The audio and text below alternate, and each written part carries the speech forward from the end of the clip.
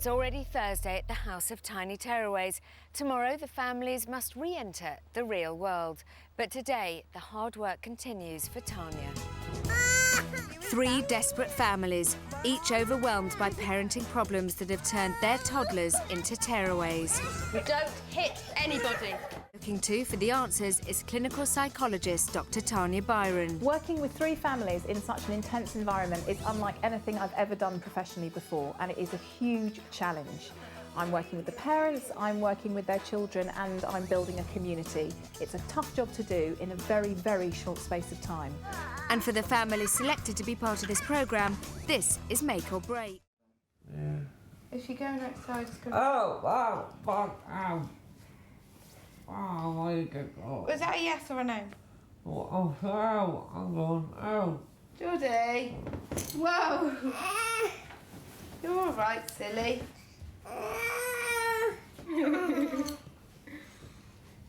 Zoom! Zoom!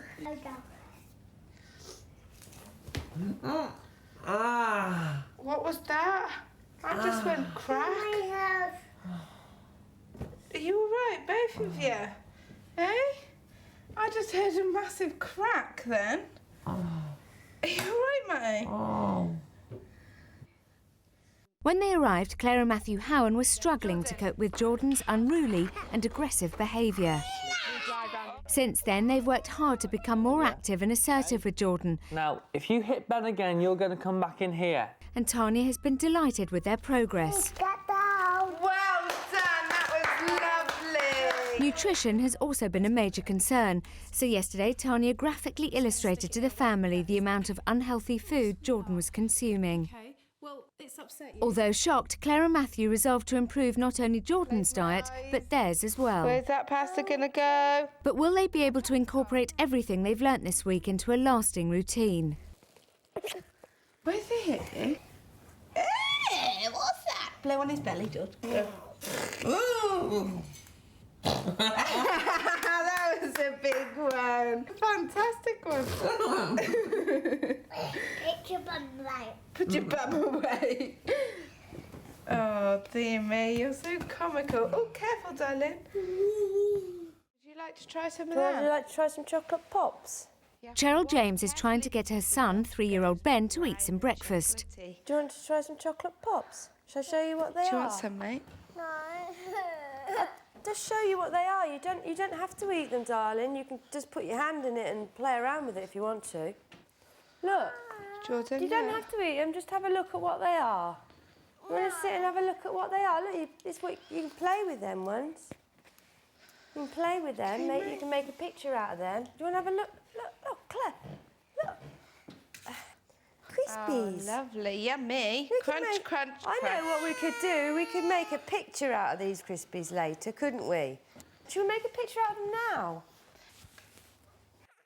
Ben is food phobic, and before entering the house, his diet consisted almost exclusively of pureed baby foods. It's been a testing week for Cheryl. She's come to accept that her own anxiety around mealtimes is part of the eating problem and is worried that she may not cope when she leaves the house. As Ben has refused his breakfast this morning, Cheryl has instead encouraged Ben to paint a picture using cereal and yoghurt so that he continues to become familiar with normal breakfast food. Right, and then we stick the Crispies on. They're like sprinkles as well. Don't they? See, they're like sprinkles. Where's your paintbrush? Ben, do you want some apple juice? Milk. Milk, please. Milk, please. I want some apple. The Jameses arrived and Ben had quite a severe eating problem. It's now Thursday. How did breakfast go? It's the best breakfast that Cheryl has done. She tried to introduce a new breakfast to him, chocolate Crispies, which he was not that interested in, so he ended up making a picture with them. And again, I know it's not, you know, he's not kind of chowing into major sort of new foods. But for me, what she is doing and the way she's doing it in terms of his feeding is so fantastic. And this is a child, we have to remind ourselves, who couldn't even sit at a table without screaming the place down.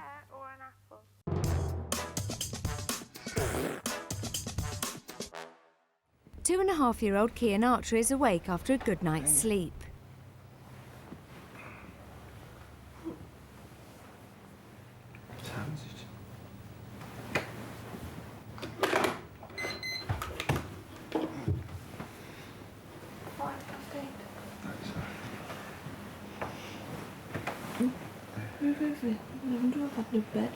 It's not like Keen's in now. Huh? Keen's in now. When's he coming? Just a second when I asked what time it is.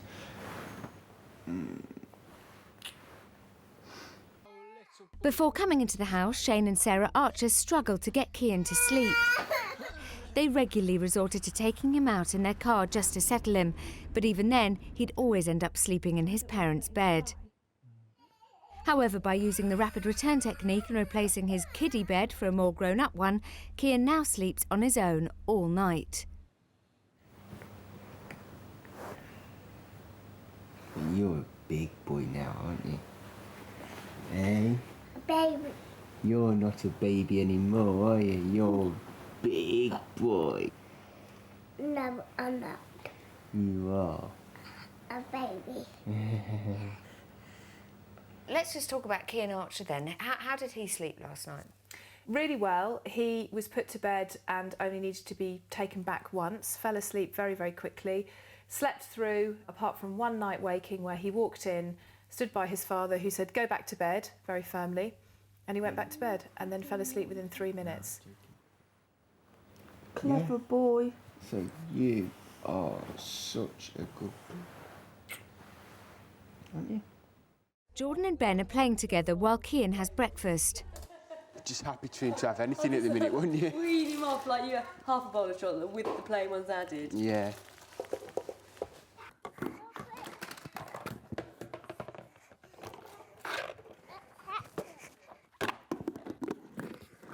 Hold Whoa, on. Jordan, Ben was whoa. playing with that. Excuse me, I think. excuse me. I'm not sure.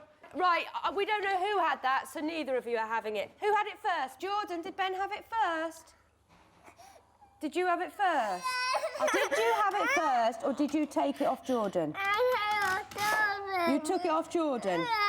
Right, OK, well, you give it back to Jordan then. I'm crying. No, if you took it off Jordan, you give it back to Jordan. And you'll go time out if you don't calm down about it. Jordan, there you are. Ben took it off you. What do you say, Jordan? Do you want time out? What do you say for getting your bowl back? Calm down. This is your warning. You're going to calm down, and if you don't, you go in time out. Me? Like that. Oh, climbing. Yeah. Right, OK, you can do the climbing. I'll do that one. Go on, you ready? Oh, no way!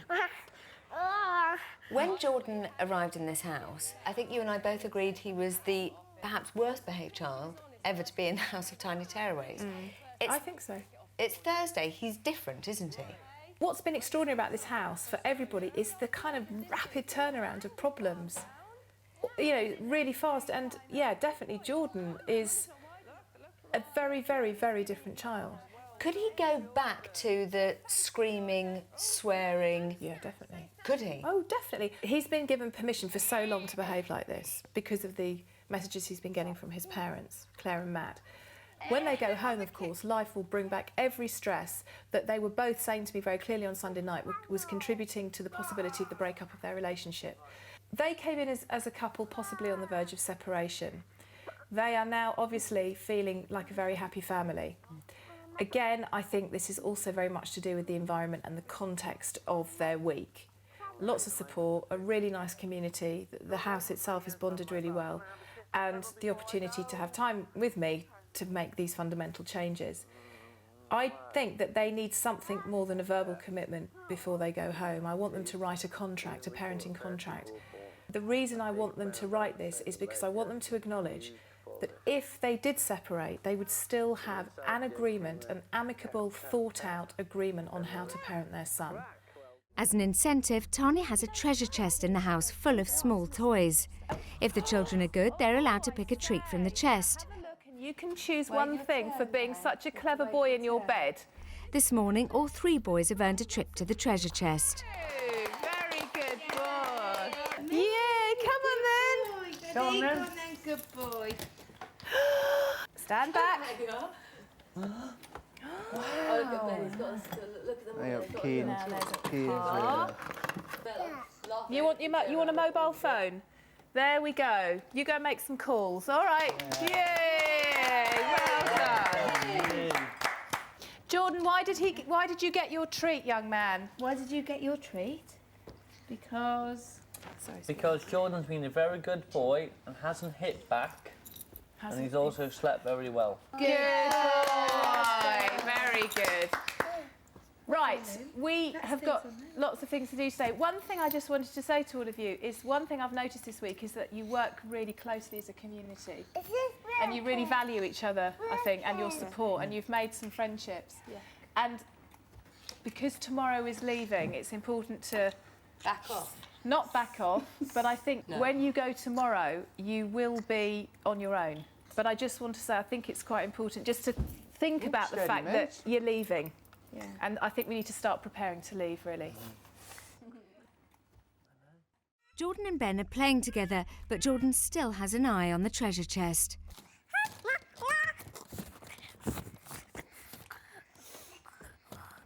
Oh, how kind of.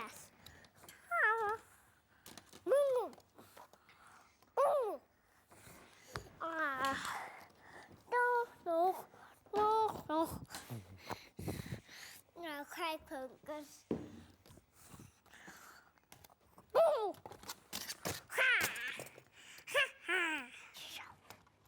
This is quiet.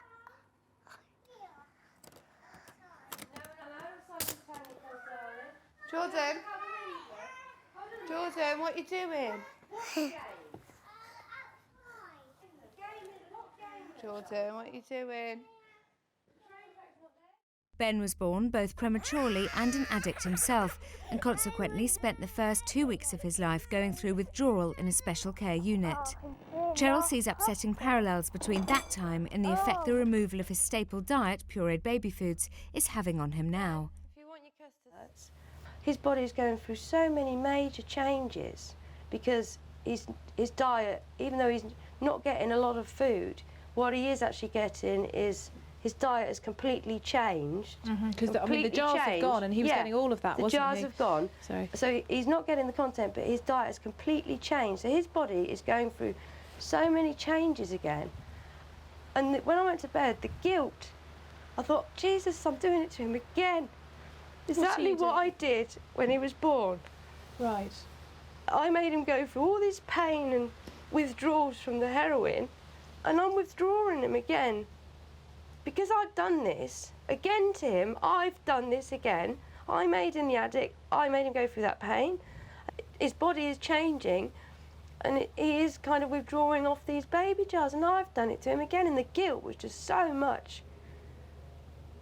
I think this, for me, is a really, really good example of how that and the guilt from there spills so much into Stems now. into this. I don't see a child that is withdrawing. I see a child who's if I thought that he was withdrawing, if I thought that he was having a massive physiological reaction to what we're doing, then we would do something else. No. See, so I'm perceiving it. That's right. Wrongly. I've got your books in here, your little photo books in here. Yeah. You kept some pictures of him when he was first born. Yeah. This is obviously when you were pregnant. Yeah. And you were using methadone, but you were also using on top of that at times. Yeah, not every day. But occasionally. Occasional. So then he comes out and you just have intense emotion, but then was there immediately kind of whisk him off, do stuff to him? Yeah, they took him straight away. And I said, I want to see him before you take me down to because it was like 5 o'clock in the morning by then. So they wheeled me to the door, and he's in this little cube, which I couldn't see him anyway, really. Right. And I had to wait till 7 o'clock in the morning. And is this what you saw with the tubes, with the incubator? Yeah. Right. So what was it like to see him like that? I didn't have an issue with the tube at all, you know, the feeding. The problem didn't start until I started seeing the withdrawals. Which picture is a picture that makes you think about that period, the withdrawals? That one. This one Yeah, here. that one. Where he's crying? Yep, where he looks like horribly crying, painfully crying. I'd gone in there in the morning and they said he'd had a really bad night tonight, Cheryl, last night, Cheryl. And that was when I was just like, Jesus, what have I done? And that's when the intensity and the feelings of like guilt and that blocked that me thinking positive there. So that's why it stayed with me. And it still stays with you? Yeah, it does.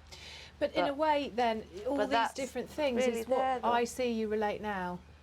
So when he cried, the other night when he was timed out for the first time, that big night, do you remember? Yeah. And you were in such a state, and he was crying. Now, I saw a child who was raging, hitting his mother, being a toddler who was pushing. What you saw was this little baby. You saw this face. This is not him. This was him. Been and gone, hasn't it? That's been and gone. I think if you keep putting this baby inside Ben, you'll never ever allow him to grow away from that experience. No. It's almost as if you have to keep it alive as a stick that you can beat yourself with. Yeah, you're probably right.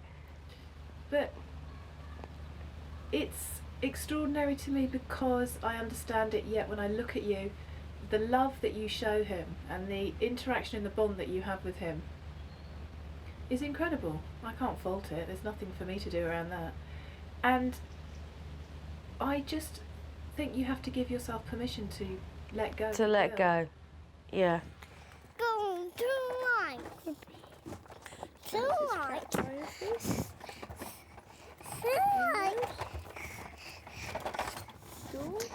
The Archers came to the house with the contents of Cian's cluttered bedroom in tow. To help Cian associate his bedroom with sleep rather than play, and to help them start seeing their son as a toddler rather than a baby, Tanya asked Shane and Sarah to remove the excess toys from his bedroom. This process has been particularly difficult for Sarah, as she has had to face up to her obsession with buying toys for Cian. We obviously spoilt him from day one, and obviously now we've made it worse.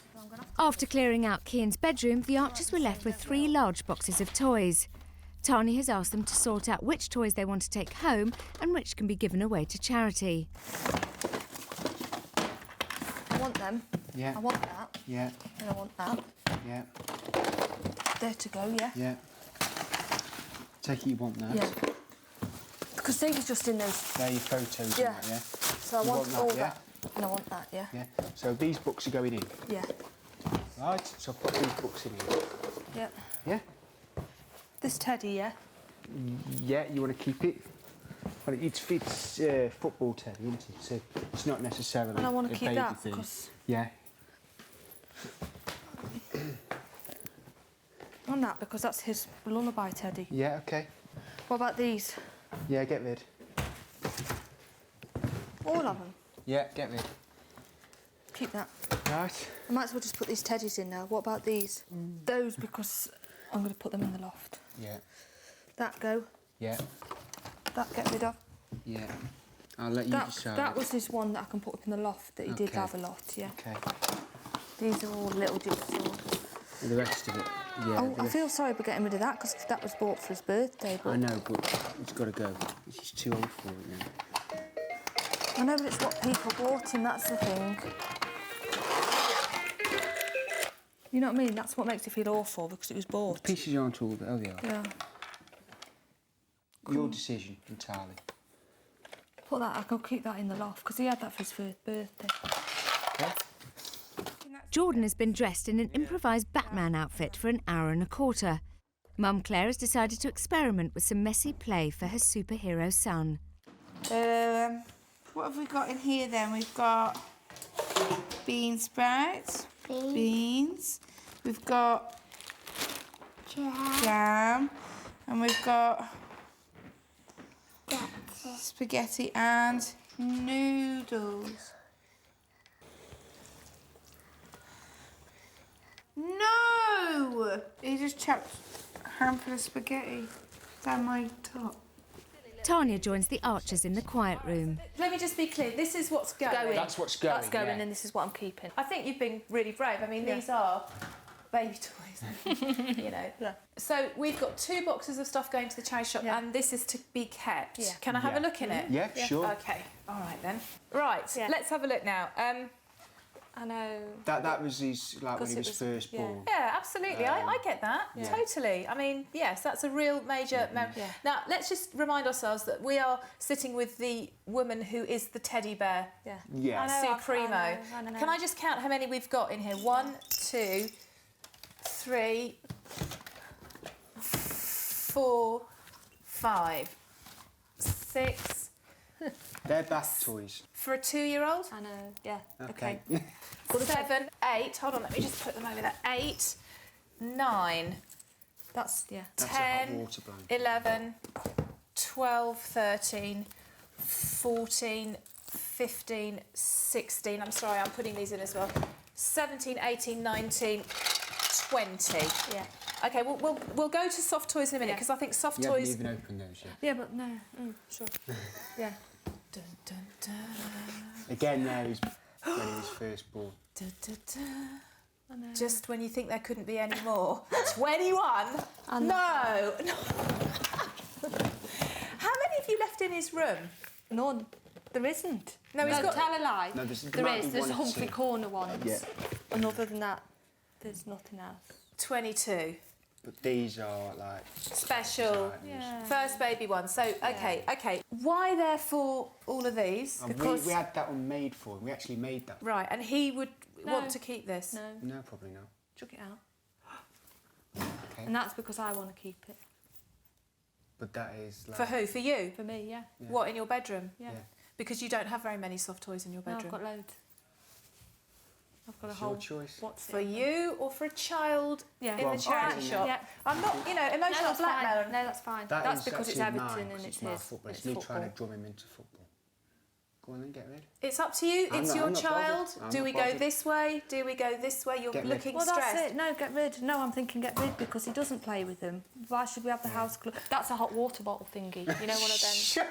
Look at you. That's a hot water You're not taking that. Okay, it's a teddy bear hot water bottle. He's 2. He could have a big boy hot But water that goes in the microwave though. Yeah. It's Chuck so it. easy to do. Look what I'm doing to it as well. Look. Yeah. Right. Okay. Yeah, get rid. Yeah, get rid. Again. That because That it was had a a light night on it light. and he doesn't need it.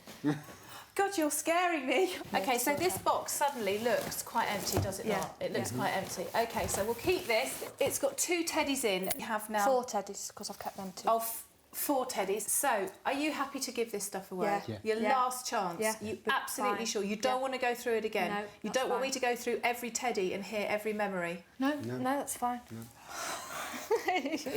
Right, so we need to get these to the charity shop. Where you are going, therefore, is to a charity shop to give these toys, and Kian needs to be part of the process. He needs to see it, he needs to know he's giving his toys away, Yeah. talk to him about it, explain to him.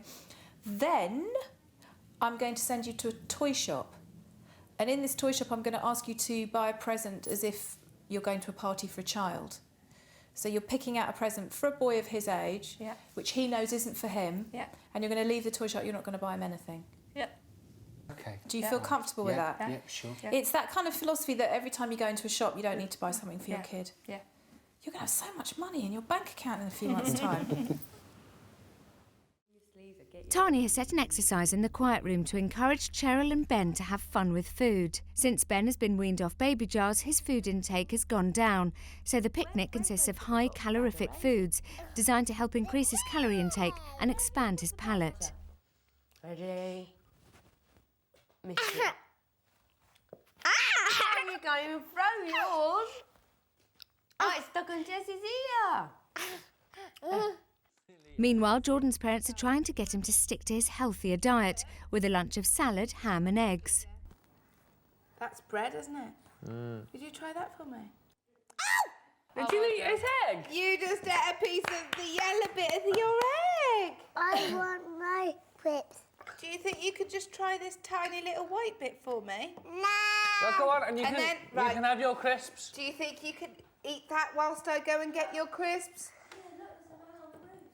Yay! Well done! Ben's food phobia means that many of the foods at the picnic are things he's never even touched, let alone tasted. Mummy does this with her cake first, with her icing, doesn't she? Ah, yeah. And we lick it. Yep, we lick it. And then we break off a little piece and we eat it.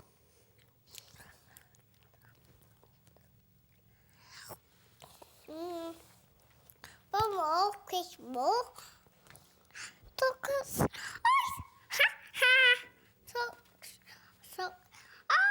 Chocolate ice. You've licked the icing, haven't you? Yes. Have you tasted a little bit of the sponge? Yes. Did you? Would you like to try a little bit of Mummy's sponge? Nice. I want this to like this.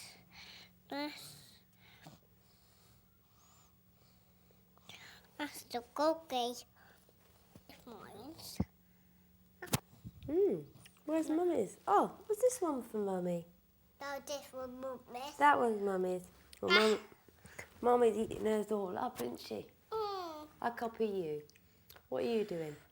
I'll lick it. That's it. What should we do next? Come on, Ben, have a bite of it. A big boy bite of it. Look. Does it taste good when you're licking it, Ben? Does that taste good? Yeah? Claire and Matthew Howan had separated under the strain of trying to cope with 3-year-old son Jordan's demanding behaviour, tantrums and bullying. After deciding to give their relationship another go, they're starting to take positive steps towards parenting their son with new confidence. But with just one more day to go, can they maintain their new routine away from the house? Sorry. 2.5-year-old Kian Archer wouldn't settle at night and always shared Mum Sarah and Dad Shane's bed, leaving them exhausted. With Sarah making a real effort to overcome her constant anxiety about Kian, and by using the rapid return technique, Mum and Dad have made incredible progress with Kian sleeping in his own bed without fuss. But can the Archers sustain their new approach when they return home? You're not a baby anymore, are you? You're big boy. Cheryl James was frantically worried about 3-year-old son Ben's food phobia and limited diet. Ben's been making slow but steady progress, trying a range of new foods. But Tanya is concerned that Cheryl's anxiety is holding him back from real progress. Will Cheryl be able to learn to control her anxiety around Ben's mealtimes? Still to come. I've failed by not letting these emotions out and dealing with them. I'm not going to fail again. Tanya has asked the Archers to box up all of Kian's old baby toys and take them to the local charity shop. She feels that by keeping hold of all the old toys, Shane and Sarah are preventing Kian's natural development and reinforcing Mum's anxieties towards her son. At the moment, I'm still okay because I've still got them here in the car, but I don't know how I'll feel once I've sort of given them away and that's the end of them, and I know that sort of I can't get them back.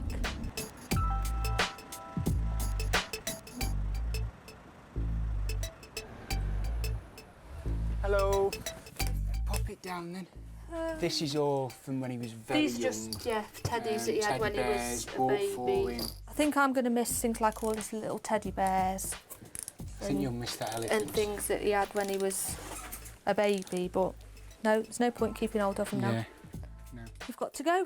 Now I feel quite good that I know somebody else is going to get some benefit and they're not just going to be stored away for no purpose. There's nothing now in these boxes looking around that I just want to take. It can all stay here and I'm going to walk out not wanting anything. Thank you. Say bye-bye, folks. Thank you for having us. Unsure at first of the benefits of this exercise, Sarah is surprised and relieved by its results. I'm looking forward to going home and sorting out the rest of all of Kian's stuff that's related to him being a baby, and we'll give it away to another charity shop. We've got to go through the whole house now and get baby out of the house. Over the past 2.5 years, the Archers have spent thousands of pounds on toys for Kian, so Tanya sets them the challenge of visiting a toy shop without buying him a present. Look at all these toys. Hello. Wow. Would Kian like those? Yeah, I bet he would, yeah. We're not looking for you today, are we? Did Nicky like tractors? No. Would Kian like tractors? Bet you'd like them, wouldn't you? Let alone Nicky. Do you think Nicky'd like that? Or do you think Kian'd like that? Me. You would? And what about Nicky? Should we get those for Nicky? No. No. Hey, I tell you what, look at this. Think Nicky'd like this? No. No. Do you think Kian'd like this? Yeah. Yeah, I bet he would. Been looking for something for the car, which was a backseat steering wheel, and we've literally found the item that we was looking for. If it was under normal circumstances, I think we would have bought it. For Kian's point of view, no problems whatsoever. From our point of view, it was hard. Because Kian doesn't get as upset as we originally thought, it's not going to make us just buy anything just to keep him quiet, I think we took his tantrums, as you like, his tantrums, we took it very personal. We took it as he's having his moment because he hates us, rather than he's having his moments because he can't get his own way.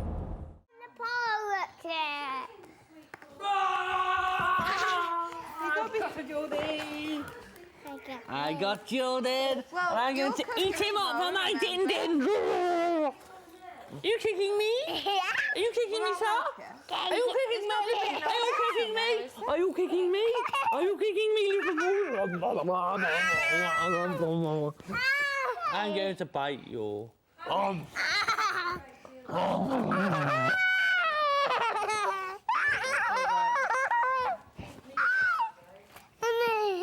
Again? Again? Ow! Oh. Sorry. Sorry. They just get Martin, they're all kissing him all over. Oh, not horsey! Not horsey! Oh! He loves Not horsey! No! Your belly, man, put that away. I'm cold, I got to... Oh, Geordie! Where are you two going? No, I'm just going out to find that piece of paper. Oh! Tanya wants Matt and Claire to draw up a parenting contract, agreeing on key areas surrounding Jordan's upbringing. She hopes this will help them parent more effectively and become a more united family. Manage and control effectively. Carry out. To stick to. So stick to and carry out enforcement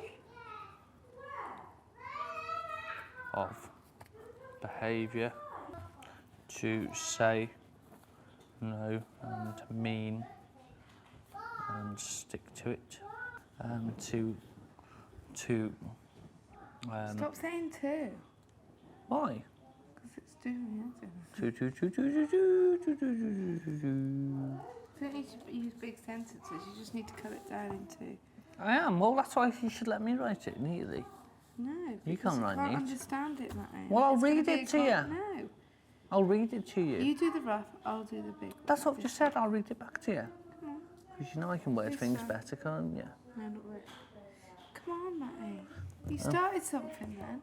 Yes, you distracted me now. To eat. To maintain. Get that? Portion size. Okay. To No, just put portion size. All right. One more.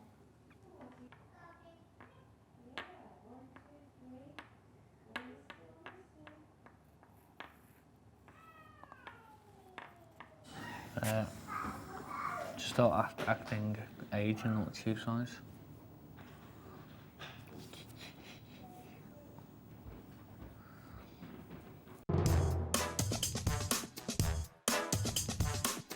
See if you can get some of those white seeds. Push your nose With the Archers now back from their trip, Tanya has gathered the families in the garden. She wants the whole group to muck in and create pumpkin lanterns together. Tanya hopes that by seeing everyone getting messy, it'll help Ben accept mess can be fun. Benji! Jordan, that's his hat. Darling. If I scoop it, we'll get him to get it out. It's got to be... Actually, this is quite good, isn't it? It pushes it. Throw it at Who's your mum. throwing pumpkin at Mummy? Jordan, Get this, eh? Throw it at your mum. Go on, throw it at your mum. Don't throw pumpkin Get at your Mummy. mum too. Throw it at her. No, don't throw... Look, I'm picking it up. I'm picking it off for you. Throw some at your mum. Go on, go throw a little bit. Jordan, come and help Mummy get all this out. Because we need to put a candle in it. You've got to get all this out for Mummy. They're coming out your Mummy. They're all bombarding your Mummy with pumpkin. Oh no. Right, that's it. Stab it. Need it I hope out. you throw it over to Cheryl. That's too big. And it's Cherry, getting it's cherry. exciting because... Yeah, pick it up and throw it back. Georgie, turn this pumpkin. Throw it back. Go on. Oh, look at him. Look his little face. He's all right. I just don't want him overwhelmed, you know, as well. Hey, look! I'll just go and rescue him. Ben, look, should we go and decorate him now? Look what we've got. No, we can have a go on the seesaw afterwards. You come and help. Look, you hold the feather. We're going to go and decorate our pumpkin man. And look, we've got like wiggly worms to put on him. Yeah, feather. Well, you can have that blue feather to go on your pumpkin. That's yours. You keep hold of that. Look, Daddy, like that. Oh, this is like tough as own boots. That's it, and your other hand. And that one. Who done that? Gonna come and help Scoop me? it out and throw it at them. Yeah, smiley faces, are they? Get your hands in and look at mine. Hey. Oh, see, no, no. Hey. What ours looks like a geeky pumpkin. What happened? Jordan, what did you say sorry for then? I think he hit Ben. Come here, darling. Come here. What happened? Tell me what happened. Stop crying. What happened, darling? All right. It's all right. It's all right. Come on. Mr. Pumpkin Man needs his sprinkles on. I think he's waving. Blow your nose on your sleeve, Ben, just for this once. Tanya catches up with the Archers to find out how their outing went. What did it feel like giving the toys away in the charity shop, Sarah? Was it? Fine. It wasn't even a problem. Wasn't it? No. Actually, yeah. I mean, lots of families are going to have such a wonderful Christmas, I suppose. Because, I mean, half of that stuff looked brand new. Yeah. You know what I mean? Because he'd never used it. It just sat there for months on end. Yeah. So, yeah. That wasn't a problem for us, really, was it? The toy shop was a bit interesting. Tell me about the toy shop.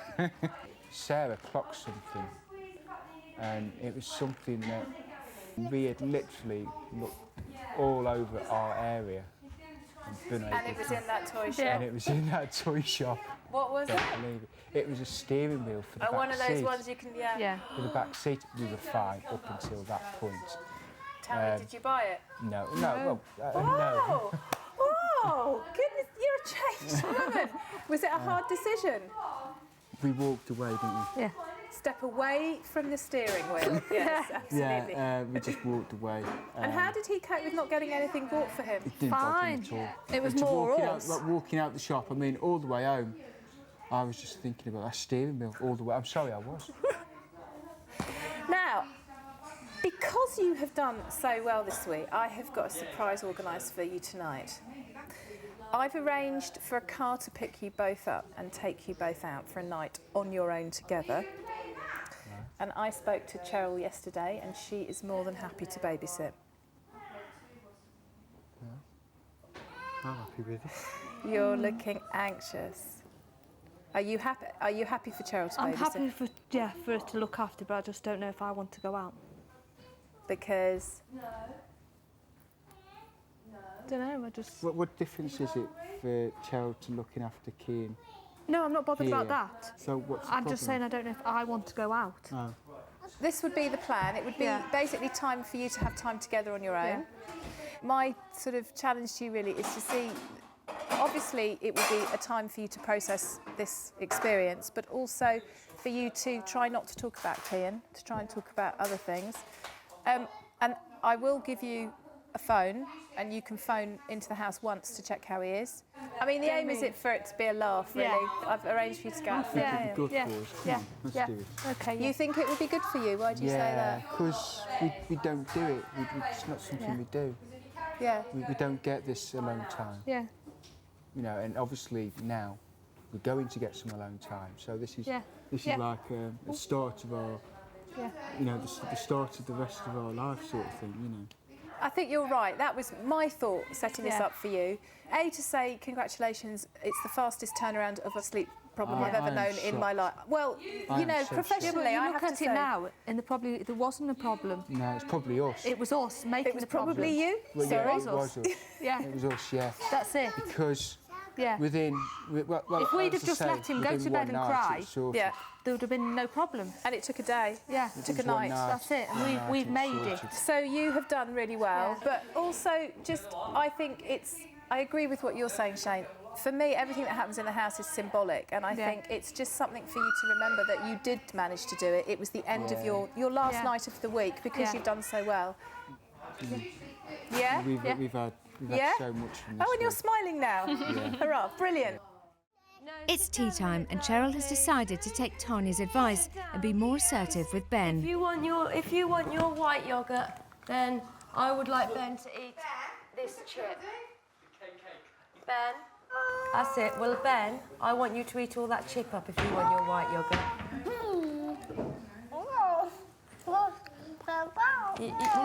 No throwing food about. Right. Is it because they've gone cold? No, shh, don't. Do you want it warm? No, Do you want it warmer? No, he eats crisps. He Shall can I eat a warm cold it up? chip. You finished? Don't give it. No, you nearly had it there. Okay, just wait there a minute. Don't start misbehaving. One big boy bite of chip. Right, well, you finished your dinner and you ain't going to get a yogurt. I'm going to get the yogurt out. I would like a bite of a chip while I get the yogurt. A big boy bite, I mean a big bite. Okay, while I go and get you a yogurt, I would like another bite that size. Really good, really good. Do you notice the way you're changing your voice? Yeah. Get the yogurt out and say, Yeah. and get him to eat the chip. Right, okay. But if he doesn't, then just say fine, and then he can't have it, and then he can see you eat it. Yeah. But can I say to you? I'm beginning to get eager. Can you see? You just got really assertive with him there. Yeah. And did you see how it worked? Yeah. It was really good. Because he knows I'm not taking his. He's sitting at the table. He's not screaming. It's brilliant. I'm watching. Yeah. Carry on. Hey, Ben's white yogurt. Hasn't had one of these for a while, right? Ben, want this white yogurt? Yeah. Right. Ben, have a bite of chip. Right. Mummy's going to eat this white yogurt. If a big boy bite of chip. Yes, you can. 1 foot back off the table, please. Right, okay. Mummy's going to eat it. Mummy's going to eat it until Ben can have a...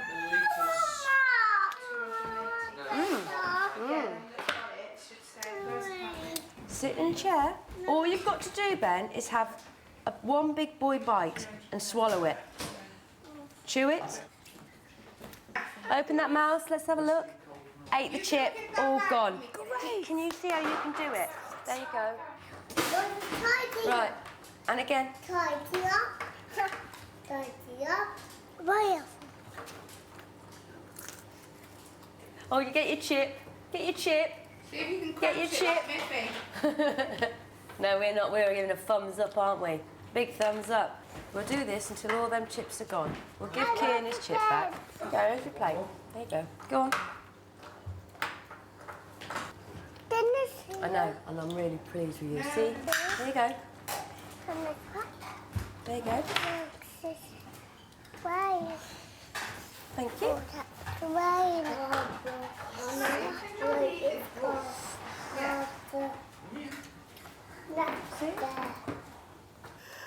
Oh, wicked. Earlier, Tanya asked Matthew and Claire to agree on a set of rules for how they'll both parent Jordan when they leave the house. They've been working on this for the past 3 hours and have now come to the quiet room to let Tanya know what they've agreed. Right, let's have a look here. And your key phrases. We've only got one chance. Absolutely brilliant. I couldn't have written a better one for you. Are you pleased? Yeah. Yeah. Good. Very. Now, what I want you to really reflect on is all these things that you are now saying are things that you were not doing before you came into the house. Yep, every single one. In 5 days, you're the youngest parents I've ever worked with in the house, and in 5 days, you have done all of these.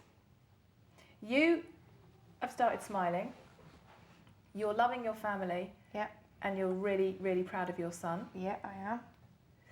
And I think that you have found things about yourself in here that I don't think you knew were there. I mean, to maintain food group intake, I think you are now enjoying parenting and finding it stimulating up here as well as a lot of fun. Yeah, definitely.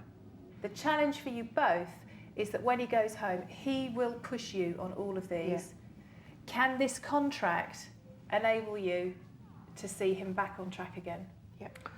Yes. Out of 10, where 0 is we can't and 10 is we really will, what number are we at? I'd say 9. 9. This is the coming gonna be a weeks, bit- but it will. You know you can do it, but you know when you go home, he's going to kick off. Yes.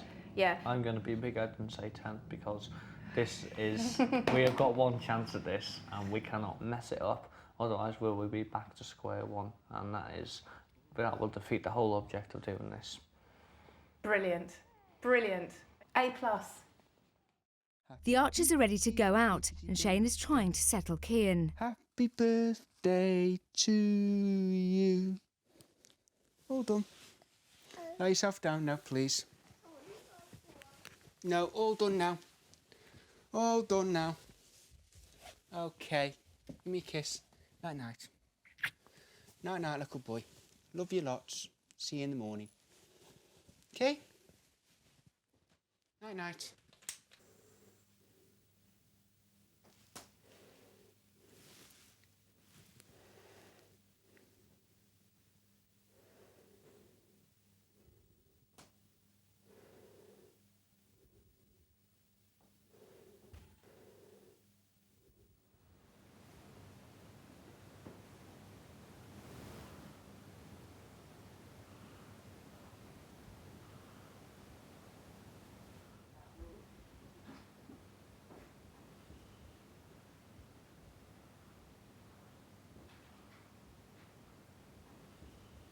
Is he asleep?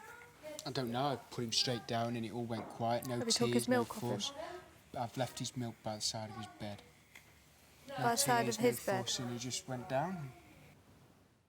As a way of treating the Archers for the work they've put in this week with their son, Tanya has sent Shane and Sarah out for a romantic dinner for 2, but with one small catch. They're not allowed to talk or worry about Kian. Normally now, at this time of night, we would be out driving Kian around trying to get him to sleep. Yeah. And it's just, well, it is strange, isn't it, being driven around? It is strange. It's very strange, the fact that there's no Kian.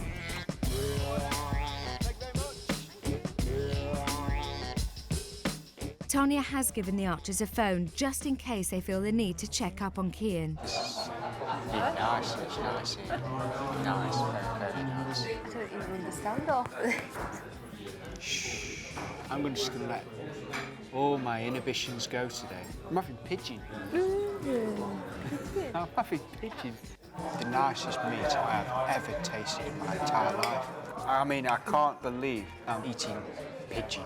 How's your main course? Very nice. Is it nice? So, looking forward to going home. Yeah. Yeah. Sure. Everything was superb. Thank you ever so much. Thank you. The evening's over and there wasn't a single call to the house. Apart from the drive-through restaurant whilst we're trying to get Kian to sleep, that was our idea of a night out. Kian is almost a distant memory. Who? I personally will never, ever forget this. And I mean, if anybody said to me, what is the night out that sticks in your head? Tonight will be the night, just for the fact I was with my wife, who was absolutely adorable. It's a long time since we've just been the two of us, and being able to sort of forget about Kian and just enjoying the night together. Hopefully make a determined effort to make time for just the two of us. Yeah, definitely, definitely.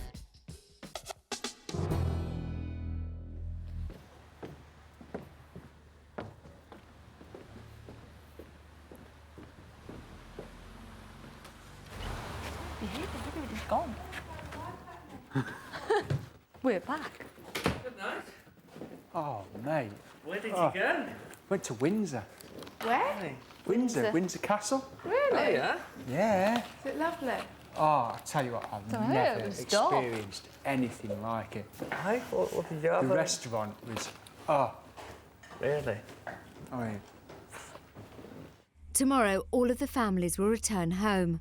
On her final night in the house, Cheryl records her thoughts in a video diary. I feel like I've been here forever, and yet I don't feel like I've been here, well, a part of me doesn't feel like I've been here long enough, if that makes sense to you. Because it's been such an emotional journey for me. And I knew deep down, you know, like I've always said, I knew part of me was the problem. I just never realised to the extent how I was the problem. Oh, I've just learnt so much about myself and how I need to change myself to change my son. When we leave here, Ben's going to automatically associate going home with going back to how it was before. So I know I'm going to have to go back a fair few steps to where, you know, from where we got today. So I'm going to really have to think about all these things. I ain't going to give in. I'm too stubborn. I am not going to give in. And you know what? When times are really getting tough, all I've got to think about is that tea time we had today. Because I dealt with that so well. And I found the strength inside myself. You know, we've just made such progress. I know to some people it's just... I mean, I was coming out here thinking my son was going to be eating roast potatoes and that, and it's Thursday night and I don't care, he ain't eating roast potatoes. My son is touching food, staying mucky and not going, and he's eating different foods, okay, not to the constant, you know, not as much as I want, but now I know I can deal with that too, because that was going to be my breakdown point. The fact that he's not eating enough, We're going to do this. We are going to do this. I'm not going to fail again.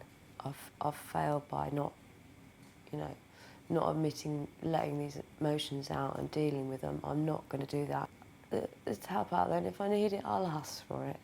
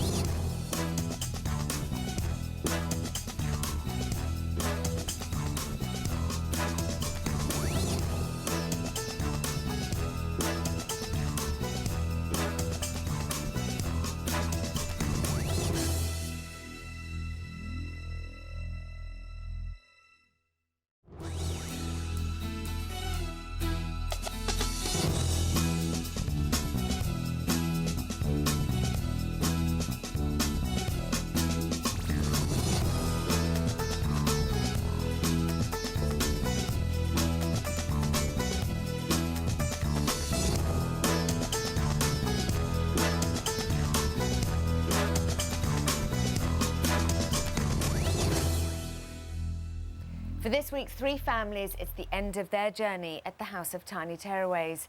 As they make their preparations to return home, the question is, are they ready? Three desperate families, each overwhelmed by parenting problems that have turned their toddlers into tearaways. Don't hit anybody. They're going to be living here for just 6 days in the hope that they can turn their lives around. The person they're looking to for the answers is clinical psychologist Dr. Tanya Byron. Working with three families in such an intense environment is unlike anything I've ever done professionally before, and it is a huge challenge.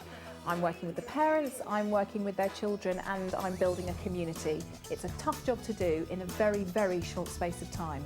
And for the families selected to be part of this programme, this is make or break. It's been an emotional week. The Howans came to the house desperate for help with their aggressive 3-year-old tearaway, Jordan. By getting more involved in positive play and being more assertive when he's misbehaved, Dad Matthew and Mum Claire have seen an incredible transformation in their son. Well done, you. For the Archers, it was a battle getting their 2.5-year-old son, Cian, to sleep in his own bed. The whole family was exhausted. But by sticking to a rapid return technique at bedtime, Cian's sleep problem has completely turned around. Cheryl James's life was ruled by her 3-year-old son's apparent food phobia. With perseverance and encouragement, Ben has tried a variety of new foods during the week, and Tanya has helped Mum Cheryl realise the root of the problem lies less with Ben and more with Cheryl's own anxieties. This is the House of Tiny Tearaways. It's the last morning together for this week's families. They've gathered for a final breakfast. While the others tuck in, Cheryl James tries to get her son Ben to try strawberries in a croissant, foods he's never eaten before. I know you can have Mr. Snake if you give Mr. Strawberry a lick. Mr. Strawberry, have a lick. Mine. And Mr. Mr. Snake's doing. Mr. Snake's copying Ben. Mr. Snake's copying Ben. Thank you. Snake, is Ben going to have another lick? No. Ben, can you see that little man down here? Cian is eating up his breakfast and spreading his own jam on his croissant, OK? And this is the last breakfast that we will all be eating together because we're going home. Yeah? Do you want some cheese spread on this bread? Some with your legs. Do you want some cheese spread? Have a big boy, have a little nibble. Only a little. I'm not asking you to do a big boy bite. I'm asking you to do a little nibble. A little nibble. It's like, there's a dry piece. I want a little nibble. I'm not asking you for a big boy bite. No, a little nibble. A little nibble and you get your spoonful of pudding. No, a tiny little nibble off the end. It's bread. Tiny little nibble. You don't have to have a big boy bite because you haven't tried this before. But you want to have... here we go. There you go. See that? Right. I want you to eat that. Yeah. I want you to eat that piece. Here's your pudding waiting. Now, you eat that tiny little piece and you can have that. OK, Mummy eats this one. Right. Back up on the chair. You're all right. Come on. Here we go. Here we go. It's all right. The chair fell over. You didn't get hurt. Right, OK, calm yourself down. I don't know, Sarah, to be honest with you. What's that? Ben, would you like this pudding? No. You don't want this pudding? No. OK, Mummy's going to have it. Ben's finished his breakfast. Yeah? OK, Mummy's having the pudding. Ben's finished his breakfast. You can leave the table and go. Well, you've already left the table. OK, Mummy gets the white pudding because she's eating up her breakfast. Okay. Go on then. I want him. Go on. You just... Ben, one more thing before you go. One more thing before you go. You're having nothing to eat until dinner time. No. Yeah, that's what I mean. You aren't, no. I'll get my say. How did Ben's breakfast go? Breakfast is definitely Cheryl's hardest meal of the day. I can see that. She struggled well, but you can still see the struggle. Right. You can still see the anxiety. But, you know, I think one thing that I would like to say, and we have to remind ourselves, is out of all the families with children with eating problems who have come into this house, she is the only single mum I've had so far. And the levels of anxieties we've seen with other families are so great that the couple often work together. Yeah. One will work with the child and then remove themselves if they're feeling too anxious, and the other will go in. And a lot of support and a lot of talking. She's done this on her own, completely on her own, and will be doing it on her own when she gets home. And I really respect her for that. And I think, you know, as a sole parent, the strides that she's made, despite the fact she's still anxious, have been huge.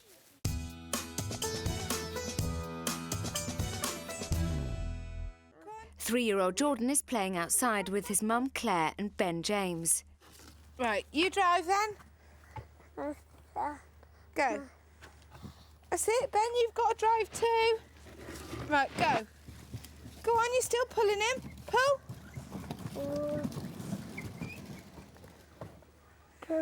That's it, he's in the garage now.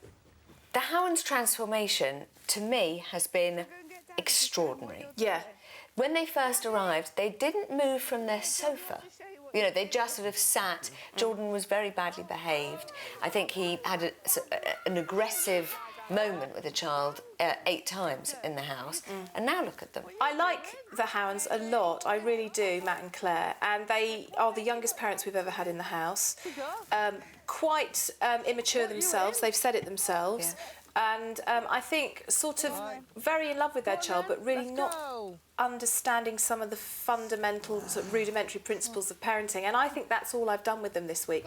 And I think just watching them try different techniques and seeing the results instantaneously with their son, like now weeing in a toilet, like not beating the other kids up, like going to sleep and sleeping in his bed without bottles throughout the night, like sitting at a table and eating nicely.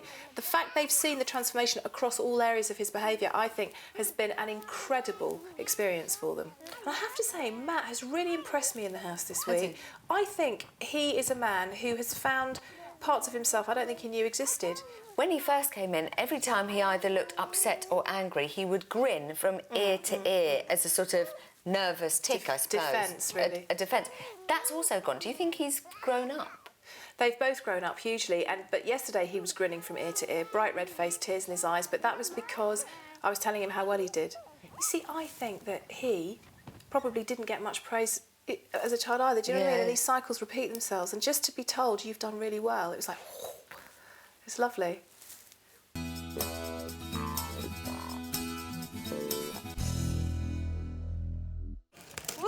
There we go. Shall we open a bit more? This week, 2.5-year-old Kian has slept in his own bed throughout the night for the very first time. Tanya has an exercise for the archers to celebrate this achievement. Now, here we have a special sign for Kian's bedroom door at home. Oh, Kian's bedroom. Do you like that? You do. And we have a little painting apron. And we have something to lean on, and we have lots and lots of things for Kian and Mummy and Daddy to make a special sign for Kian's bedroom to show what a clever boy he's been in the house, to take home, to put on his bedroom door, to always remember how clever he was in this house. Wow. Do you like that? Yeah. Good. Have a lovely time, enjoy, and I shall come and see the wonderful work later. Thank you, Tanya. That's a pleasure. We're going to make a big boy. Nice. Yeah, shall we have a look for your name first? And put your name on somewhere first? Yeah? When the archers arrived, their son Kian had a chronic sleep problem and had to be driven around in the car before he would fall asleep. You made a lot of changes with them. His bedroom looked like a grotto, and you had it all stripped away, got rid of the bed. Why was all of that so important? Again, for 2 reasons. One, just from a very sort of simple behavioural point of view, the environmental cues for sleeping were so overstimulating that I couldn't imagine that child could sleep in that room. There were so many buzzing, squeaking, flashing, primary coloured toys, including the bed, if you remember, bright red with a light on the top. I just couldn't imagine any child falling asleep in that environment, so strip out the overstimulation. It was, on paper, the most complicated sleep problem I'd had in the house because it involved car journeys, a huge amount of anxious parenting, I mean masses of fussing, both of them, extraordinarily anxious mum, a sort of dad who couldn't be assertive enough to say to his wife, look, let's just leave him. Yeah. So I was really kind of bracing myself for a bit of a battle, and by, Monday night it was all sorted. I'm puzzled actually, because everything has changed in a way that I wouldn't have predicted at all on Sunday. Bit like tonight, it's a bit sort of, yeah, but he's going to have to sleep in a bedroom on his own. It's a bit sort of like, that's fine, isn't it? Yeah. Give us an M. And what have we got? And stick your eye, you can stick some eyes on there. Leave it on. Leave it on. That's your name. Let it dry. That's your name, yeah. Lovely. This is to put on your bedroom door when we get home. Come on! Jordan Howan and Ben James have been playing together for the past 5 minutes. That's mine. No. That's mine. That's mine. Ben, Jordan, who had that first? Jordan had that first. Right, Ben, can you give it back to Jordan, please? No, that's not yours, and Jordan had it first. You want time out? Jordan had it first, it's not yours. That's your train, yes. OK, mate, time out for you. Sorry. No, time out first, mate, and then you go and say sorry. I warned you, and now you're hitting Mummy, so you're definitely getting time out. Now, you go in there, and then you go and say sorry to Jordan, and you say sorry to Mummy for hitting her, thank you. I'll do this all day with you, mate. Come on, have a good cry, you need to.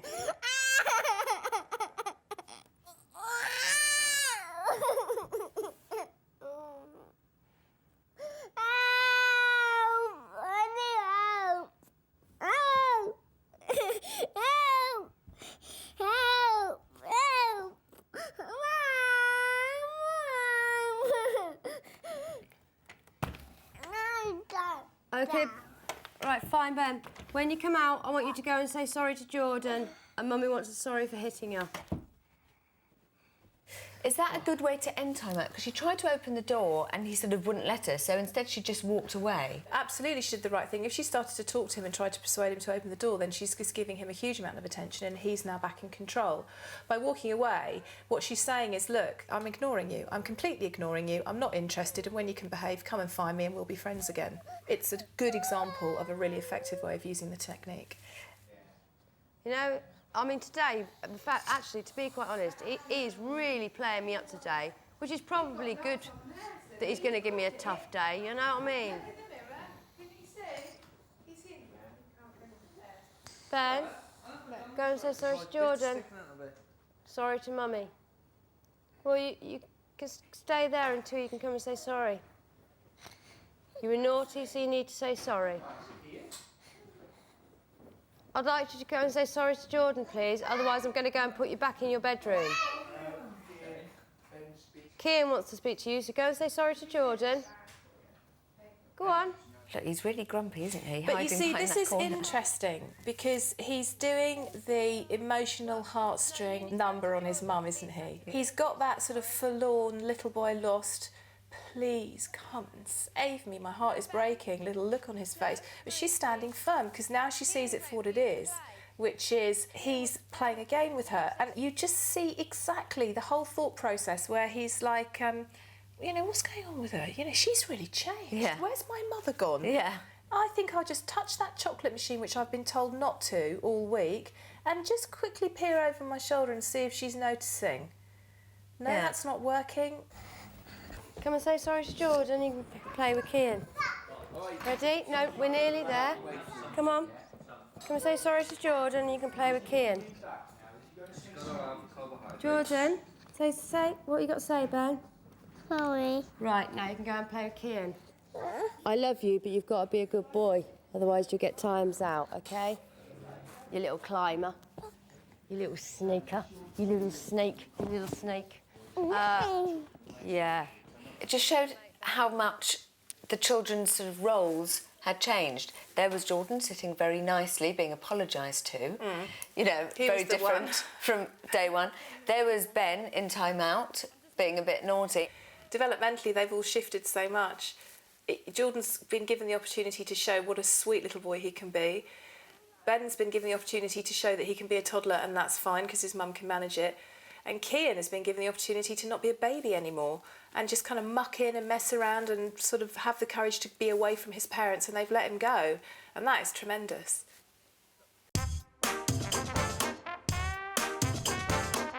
It's been a rollercoaster ride of a week for the Howans, who joined Tanya for their final consultation. Today is Friday, before and after. What was before like? Oh, awful. Would you like to see it? No. Do you want to remember No. it? Yes, well, I'd like I you want to see Let's it. just crack I straight want to in. see it. Let's see what your life was like before you came into the House of Tiny Tearaways. It's going to be awful. Don't do that. Don't do it, Mummy's getting you in. No biting. God. No. Oh. See you then. What do you see there? We see A lot of normal life. aggression. normal life that was. Aggressive, demanding, dominant. Jordan's in control. That's all it ever was. Yeah. What did it feel like in that house when he was like that? Awful, Exhausting. depressing, very tiring. Did you enjoy being parents? No, not really. Right, okay. He did have his moments when you thought, oh, he can be sweet sometimes. But like when you see that, you think, oh, it wasn't very often. Can I tell you, he was on Sunday the most badly behaved child I've ever had in this house. Did you not realise that? No. What about your behaviour? What did you see the two of you doing in that is different? There's not really much energy behind the nose. No. Don't do that, Jordan. That's right. I mean, he like bit your batteries were running down. And Absolutely. Like, no. It was like your batteries. Yeah. And he bit you and you were like, don't do that, Jordan. So, what do you think has been the biggest change for you as a family? Has it been Jordan's behaviour or your behaviour? Absolutely. Right, well, here is an example very early on in the week of when you started changing your behaviour, Claire. Have a look at yourself and tell me what is different. Okay. Can I have a kiss and a cuddle before you go? Okay. You do not shout at Daddy like that. No, that wasn't very nice, was it? Wobble. From it to me. Poor Daddy. You do not shout at Daddy like that and hit your daddy. How did you see yourself there? In control. And more assertive. You were not screaming at him, you weren't hitting him, shouting at him or anything. You were just, your face was like, don't do that. And he didn't like it.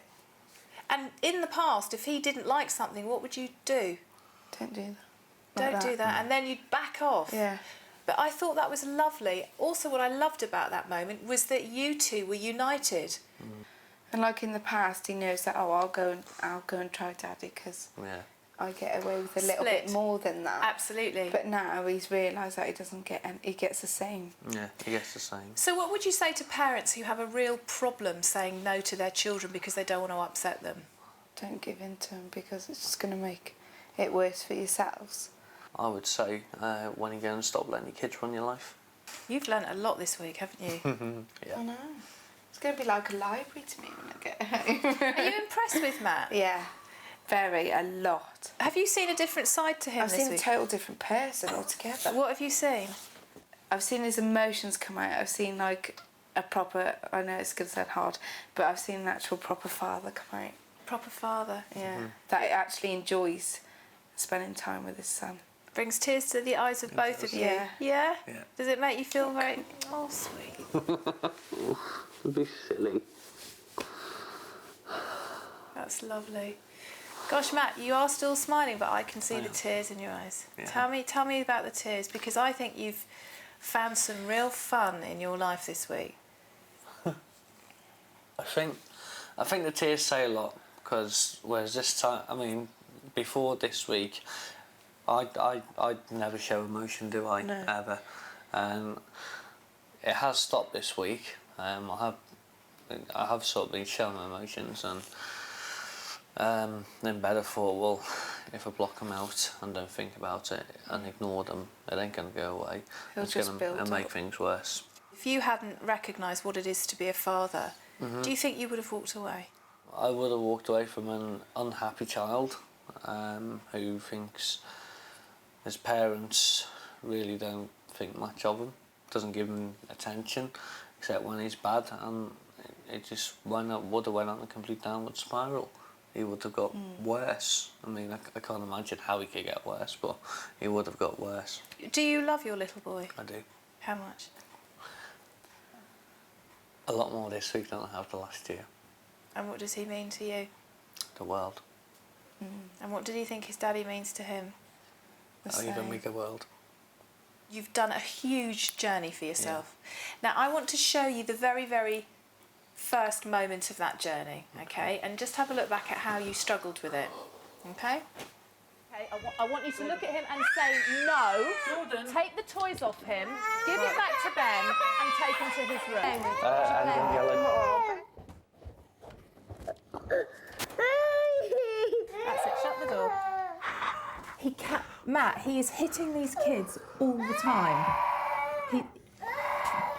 Don't laugh. It's very serious. Now, he's almost 3. Yeah. We'll stick him in there for 2 minutes. It's just upsetting to hold him in there. You were really emotional there. I was really tough. It was. That was probably the worst thing I've had to do. Really? With Jordan, the worst thing.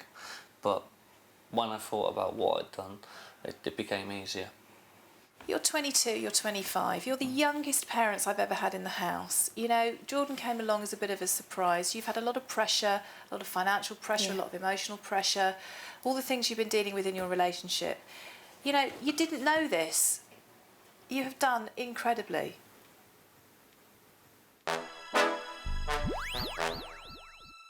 I'm very pleased that you're sat at the table like a big boy, but you're not doing much eating, are you? No. I don't know why you're not eating your chips, to be quite honest. Do you? Timmy. Yeah, but you're pretending you're not actually eating them, are you? Have a look at that tomato. Good old lick. A good old... No, you licked your finger. No, that's not a big boy lick. It's not doing much to go as well. Where'd you stop?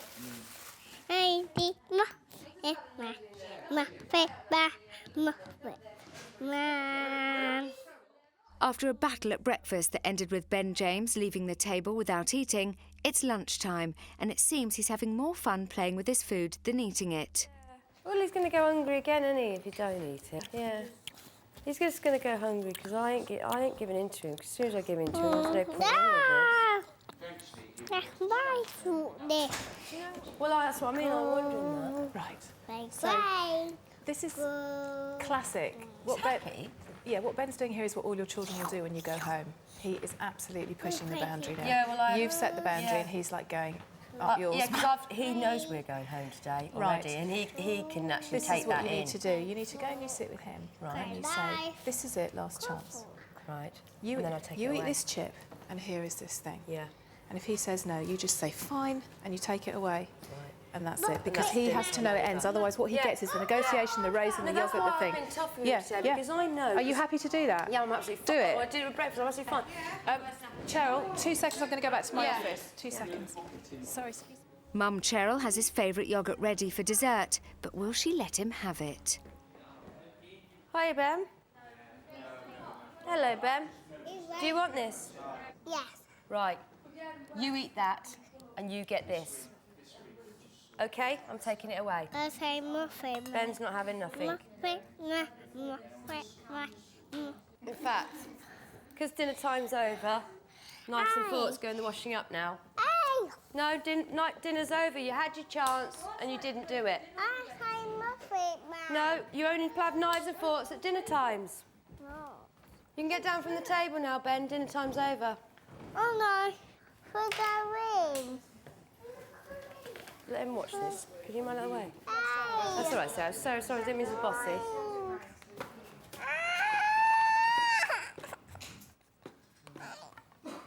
Very good.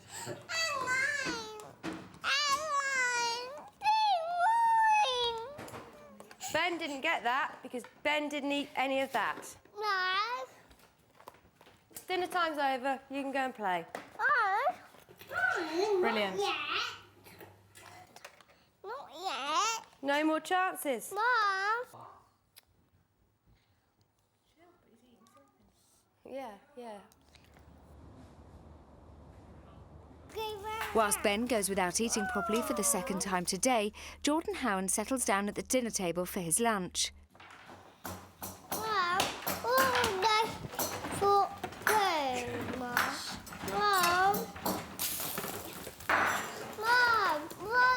What's that? Following Tanya's advice during the week, Mum Claire has prepared a healthier meal for Jordan by combining peas, which he rarely eats, with one of his favourite foods, chips. Yeah. You're not having any more sauce, OK? No more sauce after that, so eat it. Oh, me? Do you think you could try your peas for me, please? No bribing. No, I'm just thinking of what you can have. Jordan! Oh, mate, go on then. Take a rook, mate, because If you have finished, you say you have finished. You do not throw your cutlery on the floor. Yes. Good answer, really.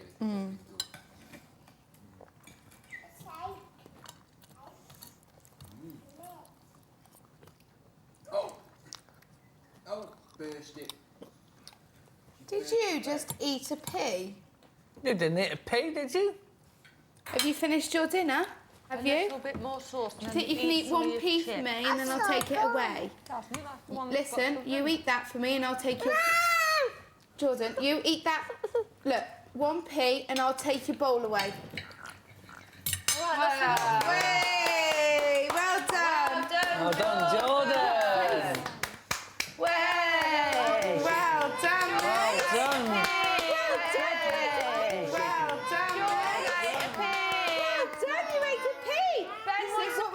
For your pudding. Oh, yeah, well, you better ask Claire. Yes, can I have Would you like a pea? Yes, you can have a pea because it's. Ben's going to have one of your peas. Is that okay? Put it on the table. Put it on the table. He needs to do it himself. There you go.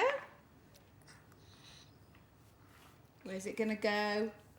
It's going to go in his tummy. That's where it's going to go. Hey, well done. Good boy, Ben. How about Jordan have another pea then? Jordan have another pea. Eat that first and then you no. have some more. It's all right. I told you I'd take the cup. Yeah. You like some pudding? There you go. What's the matter, matey? Because I won't let him put the tomato sauce there. That's all right. Yes. 1, no, 3, 2, 1. Yeah, that's Ready, it. Ben? Big cheese. Tanya has provided the families with a camera and asked them to pose for a photo that illustrates the personal journey they've each made over the course of the week. As a memento of their time together, the first picture they take is of the group as a whole. It took. And that's it. Right, that's the group one, so we just got to do a couple each. They all seemed quite moved, the idea that they were going to take a photograph of them all away. Why did you choose, for this house in particular, to have a group shot? They're working so well as a community. They have worked well as a community and they've supported each other a lot, and I've admired their honesty. I think they've all been very open with each other, and I think that helps a lot. I think what I find often with families, with parents who have children with behaviour problems, is that there's sort of a shame and a stigma attached, and people don't talk about it and struggle alone. Communities don't exist in the way they did before. You know, people don't even know their neighbours. Families often live apart. And I think what this shows very strongly is that the best way to manage emotional and behavioural problems with your children, within your family, is to be honest, because the truth is, most people do. It's part of life, it's part of parenting. But the more of a secret it becomes, the more of a problem it is to try and solve. You ready? Say cheese. Do our heads together. Yeah, that worked. One more Hey, then. I'll tell you what. Flash outside, cheese. Auto flash. Right, we're done. Yeah. She's quite shorter than what he is, and she's I'm like a little that, teapot. Yeah. Ready? Look at the camera, say cheese. And one more by the machine. Yay! One more by the chocolate machine. Oh, they're doing another one by the machine. In front of the chocolate machine. Now, why there? He was in that chocolate machine 15 times within about an hour of arriving in the house, and they were going, "No, Jordan, don't do it. OK, you can have the chocolates." Jordan, no. Can you come away, here. please? Jordan, don't turn that. Jordan, don't do that, please. Well, you might as well take the chocolate out now. Which, from a reinforcement point of view, is obviously all very wrong. Yeah. I think it's very good. I think it reminds them of that, and I think what it reminds them is that he isn't breaking into the chocolate machine anymore because they can set boundaries and follow through. And look at that face. That was an angry little boy who was bashing other kids with cars at their heads when he came in. He's a happy little boy. Very handsome little boy. Where's my shoes gone? Come on, Tiger. Quickly have a photograph taken. No, we're not going to sleep. No, we're having a photograph taken. There can only be one place for the Archers. I mean, it doesn't really surprise us that the Archers have gone to the bedroom. And look, Kian is being a little boy, not a baby. Ah, good Kian! Excellent. I like that. Yeah, go on. Oh, right, hang on, let's do it again. Do your big smile. No, proper nice smile. That's it. Nice smile. No, nice. Child came in, really complicated sleep problem, driven around in car, 2 anxious parents, fussing, couldn't be left for any space of time, cried a lot, screamed in a room that looked like a big toy shop. He was driven around on Sunday night, he was rapid returned on Monday night, and by Tuesday night he was sleeping through. To the point where last night he woke up, stood up in his own bedroom and got back into bed by himself. Didn't even go and see Mummy and Daddy. No, brilliant, isn't it? Brilliant. You ready? Kian.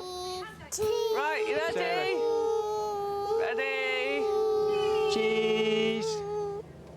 Big cheese. Cheese. That's it. Yes, Superb. wicked. Excellent. Well done, you big up you get, boys. Let's work out how to get into the chocolate machine. While Claire and Matthew Howan look after Kian Archer, Dad Shane and Mum Sarah join Tanya in the consultation room for the last time. So, it's been an extraordinary week. We've noticed this week a total change in him, though, haven't we? He's more active. He's a happier child. This is the thing. He is a happier child. Is he, do you think, the member of your family that has made the biggest change? No. Who do you Me. think? You? Yeah. Why do you say that? Because we came in here obviously with Kian thinking that it was him, and obviously we've worked out between us all it's me, and I've sort of, well, given a lot away. I mean, toys and things like that, and I've now come to accept that he's not that baby anymore. He is a 2.5-year-old. But that's hard. That's been really hard. It has, but it's got easier.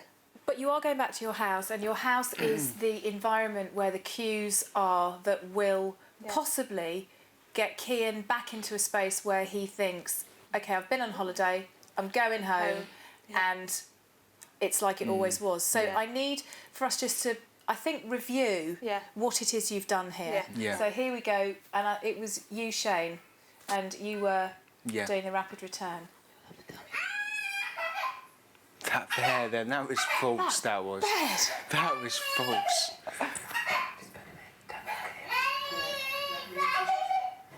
You're back in your bed.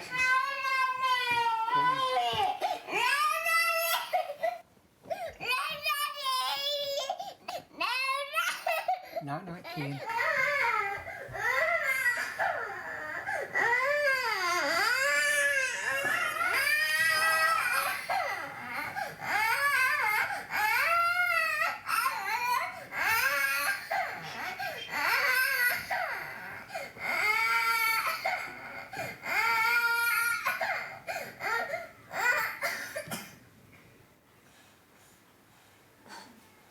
Oh. Oh, he stopped. He stopped because you let him. That's it, he's gone. He went to sleep because you let him. Now, you did Monday night and we were literally falling on the floor with disbelief. I'd put a bet on how many times and it so wasn't 8, I can tell you. But then Tuesday night came along and I left the house early and it was your turn to put him to bed. Shall we see what happened, just to remember?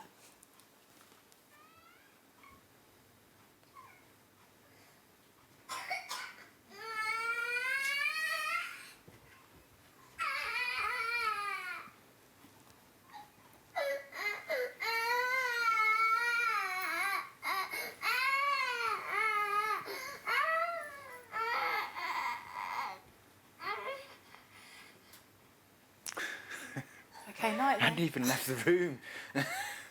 You felt really pleased with that, didn't you? Once. That was I think it was a relief because it was just once. It was like, thank God it wasn't all night. Because I did have a word with him and say, come on, Kian, can you put a bit of a fight up, please? Make But her I work. expected it to be worse than that. I thought, oh God, I'm going to be sat in here all night. And that's when I thought, God, I'm going to give in then. So but I you had came to do out in the hall and you cried. Do you remember you cried? I did because I think it was because I couldn't see him. You have had lots of fears about him suffocating at night, falling out of bed, and all those things, which has been driving you back in. And as we saw on Sunday night, when you were going in to check him, you were actually waking him up. But children return to their home environment and often their behaviour takes a turn for the worse. I would like to recommend that when you get home, you do bedtime. It may take much longer. Are you going to be able to see it through, do you think? Yeah, she will. Yeah. Well, your husband thinks you will. Yeah. Makes you look a bit anxious. Because I will be there with her. I'll be right by her, and I'm not going to let her. I think if it gets a bit, what's it for me, I'll walk away and. To hear you say you'll walk away concerns me, because I'm now thinking, well, hold on a second, when does he see Mummy being strong? And is it always going to be that Daddy then has to be the tough guy? But walking away from his behaviour will be the worst thing you can do. And he'll know that you can get round me then. Now I've seen it in that way, no, I can do it. What do you think of your wife in terms of what she's done this week? I mean, I've always loved her to bits, but this week, it's like the person who I first met. Is this the girl that you fell in love with? Yeah, definitely. And you got her back? Yeah, definitely. And you want her to stay? Yeah, definitely.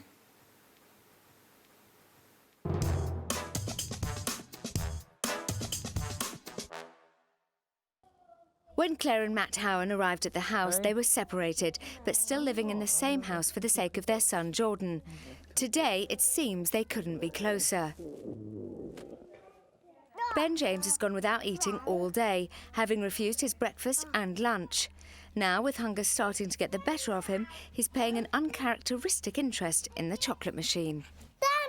You know it doesn't work, darling. Get that, Mum. It doesn't work. Maybe after tea, when you've had some tea. I wonder why it doesn't work anymore. He's eating the scraps out the bottom. Yeah. I'm all right. Can't even see it. Should we go have a look at the swing, Ben? Yeah. Ben, should we go have a look down here at the swing? Yes. Just come on. Ben? I know. I could. Ben? See a kid that hungry that he's eating scraps. At the beginning of the week, he wouldn't eat one of those sweets, would he? No. And now he's trying to get the tiny little piece that he can't reach.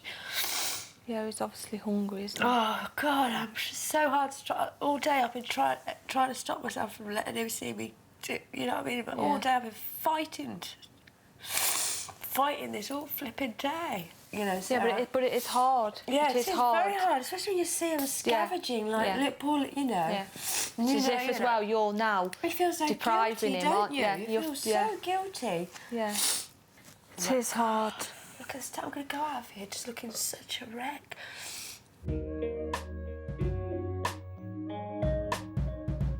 Concerned that Cheryl's emotional struggle is getting the better of her, Tanya takes her to the consultation room to discuss what's happened.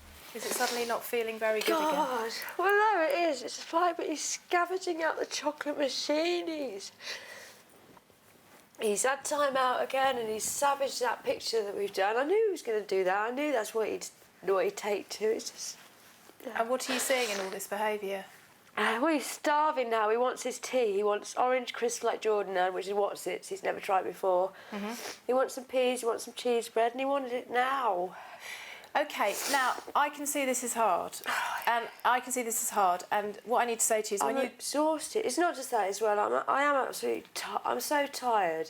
I can see. And you've done amazing things this week, but you came in with a child who didn't eat. Let's just spend the time now reflecting on the journey of the week. And I think you've had the most difficult journey this week, because you have had a child who hasn't shown a resolution in the way that would make you feel that it was all fixed. Yeah. But so much stuff has been dealt with. Yeah, I'm over the moon with what I'm going home with. OK, I just want you to have a quick reminder of how things were before you came in. So just watch this. No, it's all right, don't worry, it's okay. It's all right. You didn't like it? Like it. Big and strong, like Connor.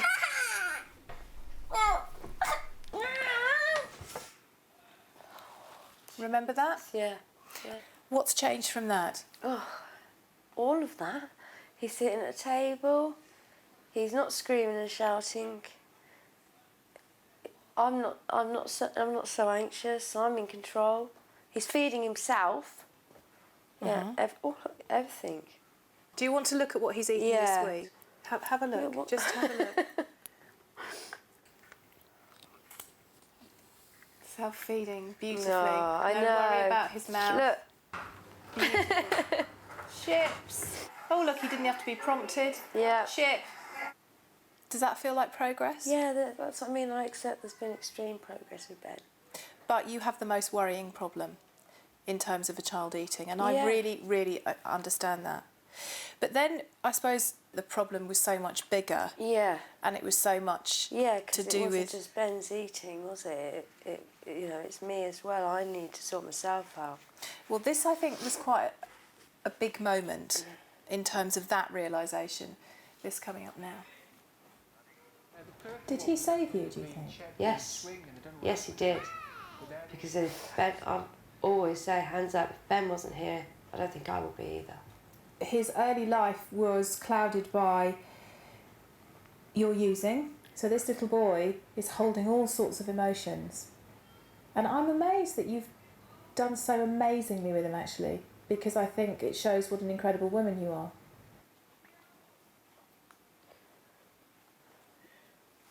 What?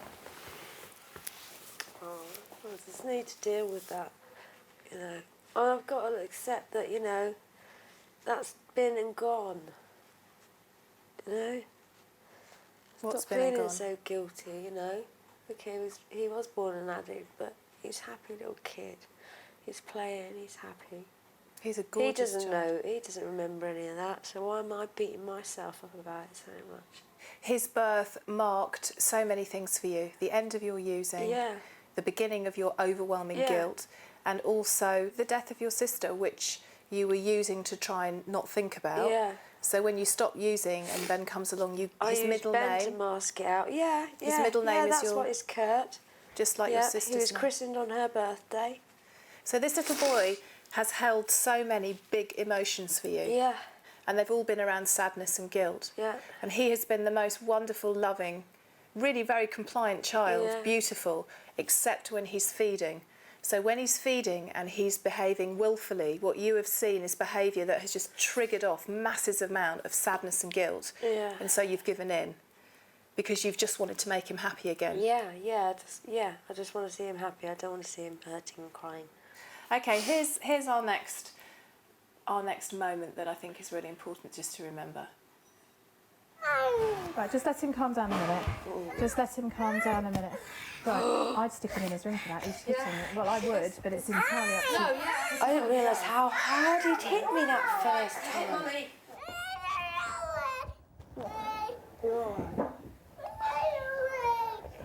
So you think he's saying that now, I'll begin now. I didn't realise he'd hit me that hard. He really belted you. Yeah, He actually belted you twice. Yeah, big times, yeah, that big first smacks. one, that was a big clout. But you were so freaked out, obviously Yeah. you didn't feel it. No, I didn't notice it. I knew he'd hit me, but I didn't see him hit me like that. That, I think, was quite a breakthrough for you that night. Yeah, that was, definitely. He You thinks set he's going boundaries. home, so he thinks, oh, this is all over now, I can go back to mummy being mummy again. But also behaviour change with children is variable. It's not just a straight line. There's a bit of progress, then a plateau, maybe it goes down a bit, then it goes up. Yeah, I know what I'm going home to, but there will be good meal times, you know, as well. What kind of week has it been? Oh, it's been amazing. Has it? Yeah. What's been the most amazing? It's just, my son hasn't had a baby gel since Sunday. And who do you think is responsible mostly for the changes we've started to see with Ben? Am I supposed to say me? Well, no, say what you think. Well, I'm not being funny. I think you, because without your knocking me down and making me realise, I wouldn't have been able to do that. But how many times have I fed him? Well, you haven't. I fed him all. So who's apart from responsible the once. for the change? Me. I am me. It is me. Right. Okay. Yes.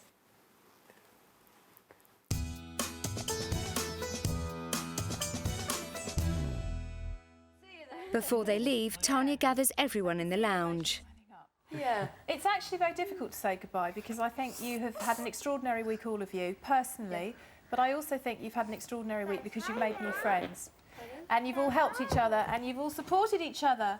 And now Ben is sitting at the table like a big boy, feeding himself and eating lots of new foods, while his mummy is much more relaxed and strong. That is cool. Kian sleeps in his big boy bed without a fuss and is behaving like a toddler, which is a joy to see because his mummy and daddy have let him go.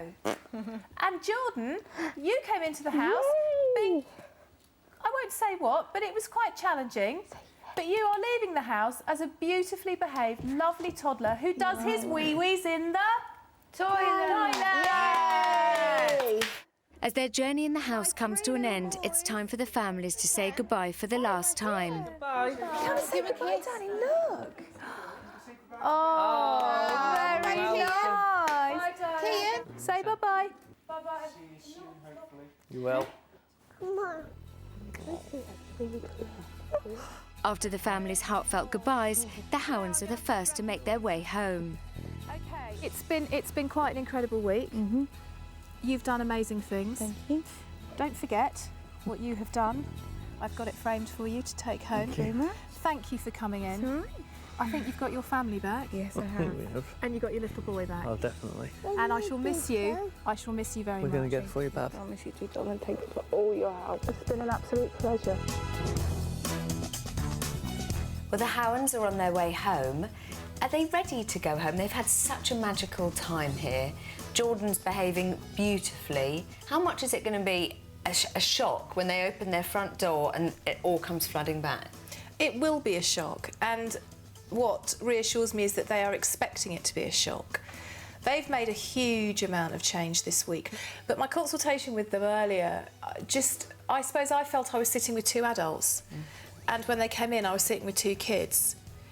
You know, Dad, Matthew, smiling and, you know, not really sure what was that about, but very much to do with the tears. And he's so emotionally engaged with the process. And actually, he's a bright man, you know, he really is. And I think he's surprised himself and enjoyed the intellectual challenge. And I think for Claire, she's got her family back. She's got her little boy in a way that she feels comfortable with.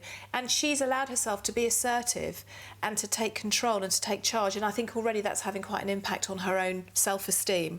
And that can only be a good thing. Take care. Bye-bye. Well done. Bye-bye. Cool.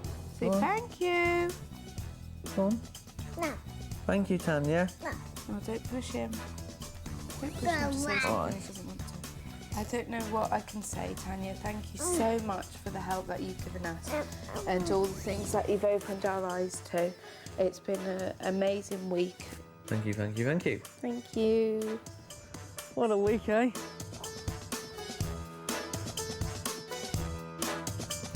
You're leaving the house a different family? Definitely, A changed family? Yes, definitely. You brought in a baby, you're taking home toddler. a toddler.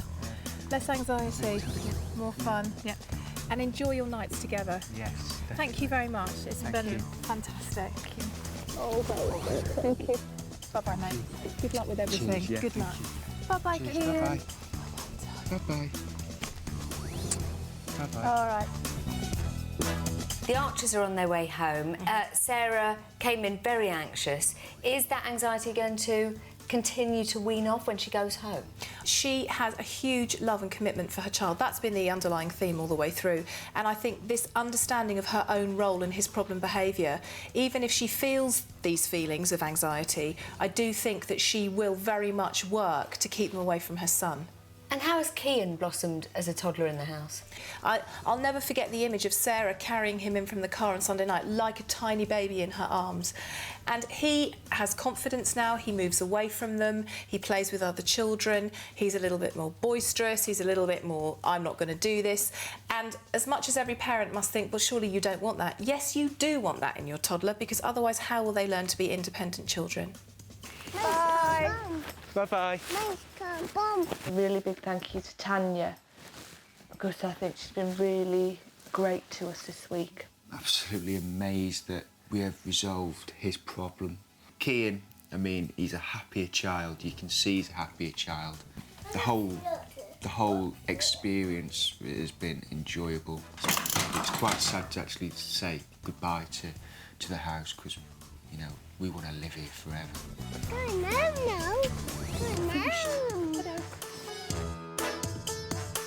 What a week it's been. Yeah. What have you got in your hand? Show them. Show. Show. How do you eat that? Like a big boy? Can I see? Yeah. Go on, go on, show me. There's a clever boy. There you go. Well done, babe. If you want to give him the best of you, which is Strongness. strong mummy. Thank you very much for coming in. Thank you. Cheryl and Ben perhaps had the most difficult problem of the week. How are they going to do when they get home? I also think they will do fine. She's a very insightful woman. She's got a really good understanding of her role in the problem behaviour, and her assertiveness with him at the meal table now is brilliant, and that will get her through. When she goes home, it is going to be tough because the cues for feeding in the home environment for Ben are all very negative. What has shifted, though, is that she recognises this is willful behaviour, not great emotional trauma. She has to take it slowly. So the anxiety that will compel her to move fast and to give in, I think now the insight and the understanding will help her pull back. Bye. Come on, sweetheart. Right. This is Mummy doing time out. Ben's in there having time out because he hit Mummy. Said, hit Mummy, you go time out. Stubborn little mule, had to do it one more time. And this is great because I'd have probably let him hit me 5 or 6 times. He'd have had to really got my temper up for me to give him time out. So Mummy has definitely got strong and stay in control of things. But little steps, little steps. We'll be fine, but big thanks, guys. You know, like I say, Tanya, thanks isn't a big enough word.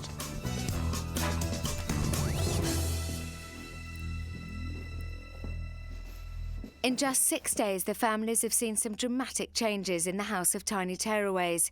But has the progress they've made here continued at home? Back in Banbury with the Jameses, are baby jars still a thing of the past? Baby jars are gone, completely and utterly gone, and he's actually happy about it. He's a big boy now as far as he's concerned. Ice cream. He's trying ice cream for the first time. Nice? Yeah. Go on, big boy, bite. Thank you. What a good boy you are. I just didn't realise how much he was in control of me around meal times. Who's in control, Ben or Mummy? Mummy. Yeah, Mummy. I will never go back to how I was before. It is really, really good. And have the Archers managed to keep up the good work with Kian? Basically got our lives back, haven't we? Yeah. We don't go out in the car at all. 7:30, 8 o'clock, we prepare him ready for bed. Now we've got a normal bed with no sides on. Well, he likes it, doesn't he? Well, he loves it. There's still work to do. But we're persevering with it. We've got every faith in the routine and the system. As soon as he gets out of bed, we just take him straight back to bed. We don't pick him up, nothing. And he is sleeping in his own bed. Yeah. So it's made a hell of a difference. Back home in Shrewsbury, has Jordan returned to his wicked ways? I can't fault him. I think he's been really good. He's got manners. He behaves himself. Oh, thank you. It's a lot to do with our behaviour towards each other as well.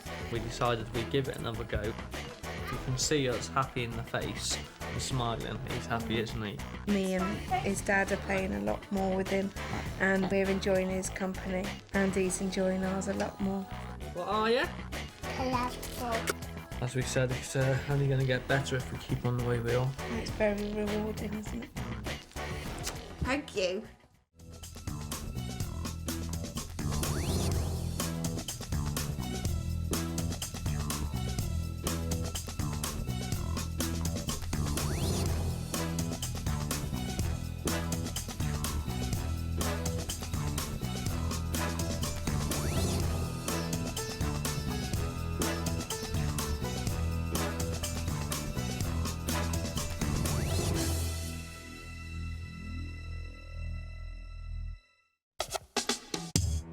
Tonight on the House of Tiny Tearaways. She's gonna hate me, isn't she? That must have been one of the worst times of your life. Oh,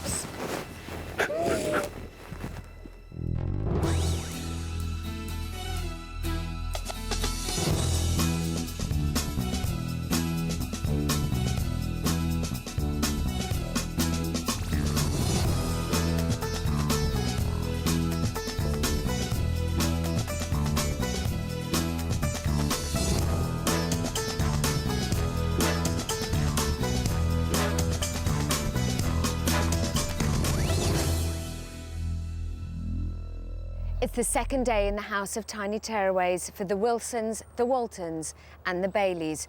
After a tough observation day for Tanya, it's now time for the treatment to really begin. 3 desperate families, each overwhelmed by parenting problems that have turned their toddlers into tearaways.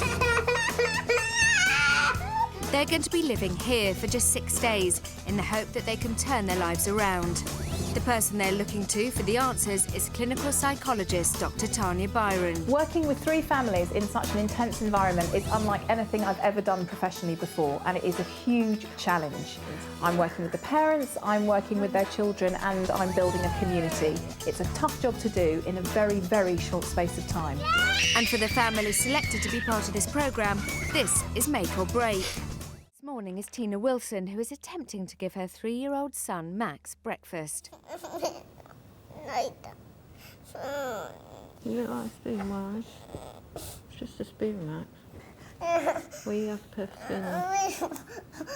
I want a white one. There isn't any white ones in here. You have purple. No, you have purple ones. Max has been brought to the house with a severe eating problem. His diet is incredibly restricted, consisting mainly of yoghurt. Max will get through 24 pots of his favourite yoghurt a day, and any attempts to get him to eat anything else at mealtimes is an upsetting struggle for Mum Tina and Dad Ian. Confronting Max's problem is already proving challenging for Tina, and since entering the house, Max has had several tantrums. Yesterday, Tanya hit Mum Tina and Dad Ian with the news that Max's problem with eating was less a phobia about food and more about behaviour brought about by their own anxieties. As Max has rejected his earlier breakfast of his usual yoghurt, Mum and Dad have now joined forces, insisting he can't leave the table until he eats some. Max, this is sitting at the table, isn't it? Better than what it was yesterday. I'd get rid of his yoghurts, I would. Completely. Chocolate. No more chocolate or sweet. Nothing. Should we just leave him here? What? Just leave him here. Right, Max. There's your yoghurts. See you later.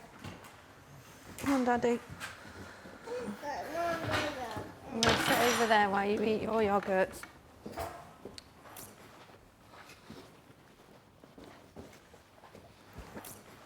He's gonna crack. They all crack. He's only a child, isn't he? Well, observation day was yesterday. Today, you get in there and start the treatment. What would you like to do with the Wilsons today, having watched their breakfast? They need to toughen up. They really do need to toughen up. I think they had a bit of a shock yesterday. They came in thinking he had an eating problem. They now realise it's more behavioural. I've just watched breakfast. He is incredibly controlling, and they do give in very easily. So I think it's very basic assertiveness work today. You noticed yesterday on observation day that they talk to him all the time. All the time. You're going to eat your rice. You're going to eat your rice. Yeah, Mummy, eat your rice. Have a little bit then. Eat some rice and then you can have Mummy. You're going to sit in this chair. I wouldn't eat peas and rice if someone had been asking me at half an hour before supper whether I was going to eat them. Less is more with these kinds of problems, but at the moment there's far too much chat across all the parents, and that's got to cut back significantly today. When they first came in, I think Ian said to you, I'm not as anxious as my wife Tina is, and I'm fine and I'm fine. But yesterday you said, hold on a minute, I feel that he's just as anxious. Is that still the case? He's extremely anxious. Extremely anxious. But I think he's anxious now because he recognises that it isn't just about food. It is actually about more than that, and I think that's what's kicked up his anxiety. I think he's looking at his son and realising that Max's controlling behaviour around the dinner table, around meal times, actually exists across the board. He's a very controlling child who's used to getting his own way pretty much all the time.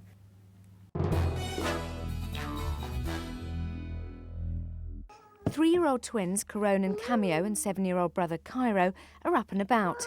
Their mum Lisa Bailey is trying to take a shower.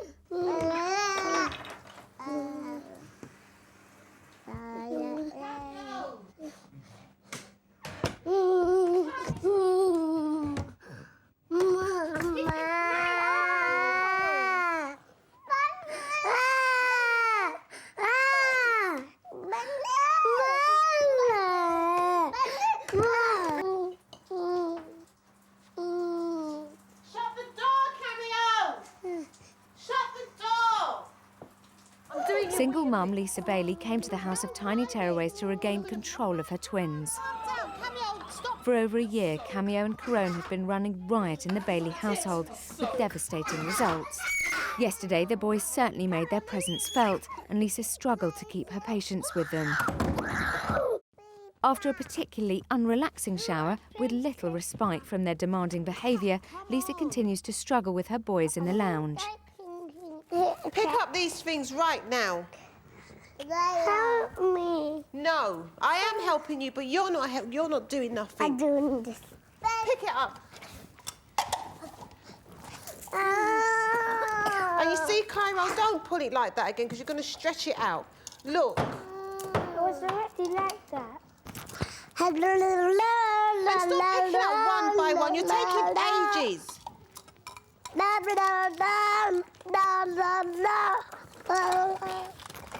No. Pick up the toys now. You are not having it. Pick them up because you want to get dressed and go outside.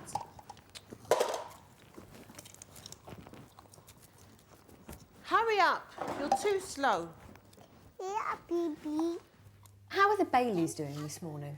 Lisa really never conveys very much joy. Her interactions with the boys are mostly negative, and her interactions are mostly timed around when they do things that she doesn't want. And she'll either snap at them or she will sort of jerk. She's quite physical with them, kind of pushing them and pulling them. And they're quite physical, and it's almost quite a vicious cycle, so I do want to address that with her today. She's a lovely mum and she's a lovely person, but she doesn't enjoy them, and that shows. And I think she's taught them very effectively that the best way to get her attention is to play up. Yeah. Because actually she doesn't interact with them positively very much at all. And I think that's because she's so tired, and when they're away doing something positive, she just sits back and kind of chills out of it. Camille, stop throwing. What are you going to be doing with the Baileys then today? I just want to work with her on play, on positive parenting, on praise, on positive interaction, smiling, engaging, and just for her to recognise that the more she does that, the less they'll play up, because they've no need to do that to get her attention. I just feel each of these families, there is so many layers to all of these problems. I almost feel like I've got a treatment day, but I've also got a further investigation day because I'm still not quite entirely sure where to start. Tanya has joined the Wilsons in the consultation room as she's keen to get to what lies at the root of their son's eating problem. Give me the sort of edited highlights. What are the conclusions that you're coming to? We need to stop giving in to Max. Right. He's very demanding on every area, and we saw it this morning. Okay. At breakfast, because Yes, he didn't I want want his breakfast. yogurts, Yes. because he had purple spoon. He did eat the yogurts in the end, which I thought, you know... He was fed them? Yeah, he was fed them. I saw this morning that you two were trying new techniques. I was really, really impressed. You just never stop talking to him, ever. You talk to him all the time. Is that a bad thing then? At his age, the amount of discussion that you have with him, most of it he's not processing in the way that you think he is. Children under the age of 3 really don't process information in the way that we think they do when it comes to discussions about their behaviour. So actually what you're doing, when you're talking to a child about their behaviour, a young child about their behaviour, you're actually just giving them a huge amount of attention. So you're making the behaviour more likely to happen. I keep giving him too many choices. Loads of choices, loads of choices. You don't want this, do you want that? If you don't want this, yeah. Now, if we were having dinner together, do you want a yoghurt? Do you want some ice cream? Do you want this? Would you like some rice? Would you like some peas? Do you want this? Do you want that? What would you say to me? Leave me alone. Leave me alone. You never leave the poor child alone. What was he doing to try and manipulate you? Crying. But was he crying? Did you see a tear? No, just tantrum. What was he doing? Moaning.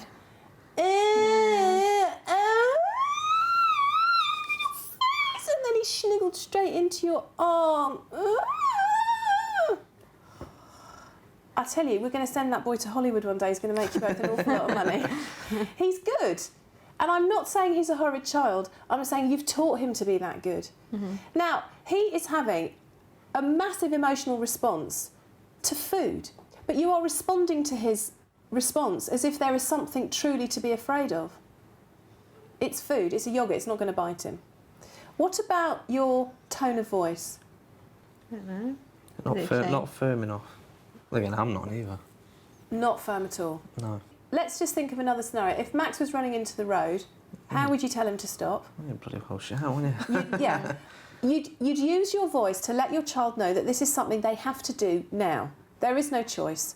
Now, I think for his development and his well-being, he has to start eating. It's not good at all. So he needs to know that Mummy and Daddy mean business, and that is kind of like I'm talking to you now. This is important. We need to sort this out. There's your dinner, Max, eat it. But if we get lots of negotiating and lots of this and lots of that, okay, he'll never eat. I'm being quite tough here, but are you happy with me being this? Yes, yeah.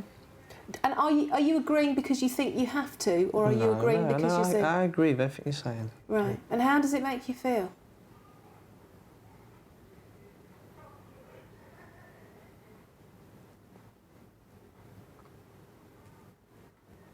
What are you thinking? Nothing really. Where did it go wrong? Are there not thousands, millions of parents everywhere who make mistakes? Don't we all make mistakes? Nobody's perfect. Yeah. Do you think not knowing who your dad is has made it quite challenging for you to be a dad? So what? You're trying to be a role model, but I don't know how to be one. I mean, like I said, I got close to your dad, and I know it's good to a dad with me problems. And he's just died. So you both lost huge amounts. I think there's a lot about the two of you that you bring from your past that little Max, bless his heart, is kind of getting caught up in. I think that the way you parent him in a very overprotective way is a lot to do with emotional issues that you have both had to deal with or not dealt with in your lives. And I understand that, but I suppose it's not his fault that you didn't know your dad. But I think somehow he's getting caught up in all those issues. And that's why he is showing you by his behaviour that it's not right for him. You don't want to make your son cry because you don't want to be a nasty dad. True. Yeah, I understand that. I feel the same way as a parent myself. Because you know what it's like to feel the pain of not having a dad. Where's my dad? And you don't want him to look at you and go, I don't like you, I don't want you. Because you have felt lonely without a dad, I feel. Yeah. And that's very painful, and I really understand it. But when you're with your son, I see your pain, both of you, and it gets poured into him. And that's why he doesn't eat.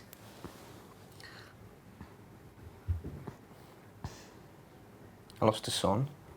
Sorry? I lost a son as well. You lost a son? This was another relationship, this was. Well, he died at birth, so you didn't get that chance to bond with him. So the pregnancy was fine, the birth was going fine, he was coming out fine, and then what happened? Just died, stillborn. And you didn't know he was dead until he was born? So you were told as he came out?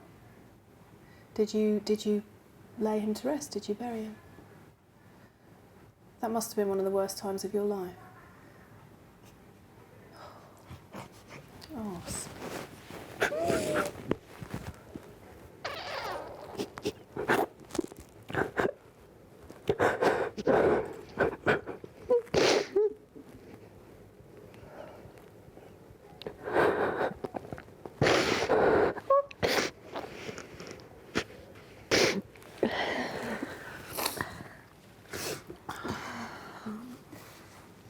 What I want to say to the two of you is, I think Max is being used as a way of repairing some of the pain that you have. And I think that's a problem for him. Bless his little heart. He's just a little boy.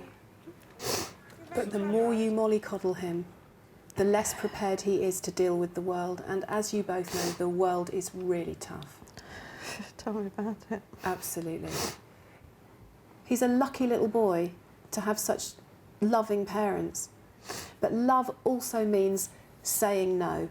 Love also means walking away. Love also means using a voice that says, I want you to do this. I think you're very brave, actually.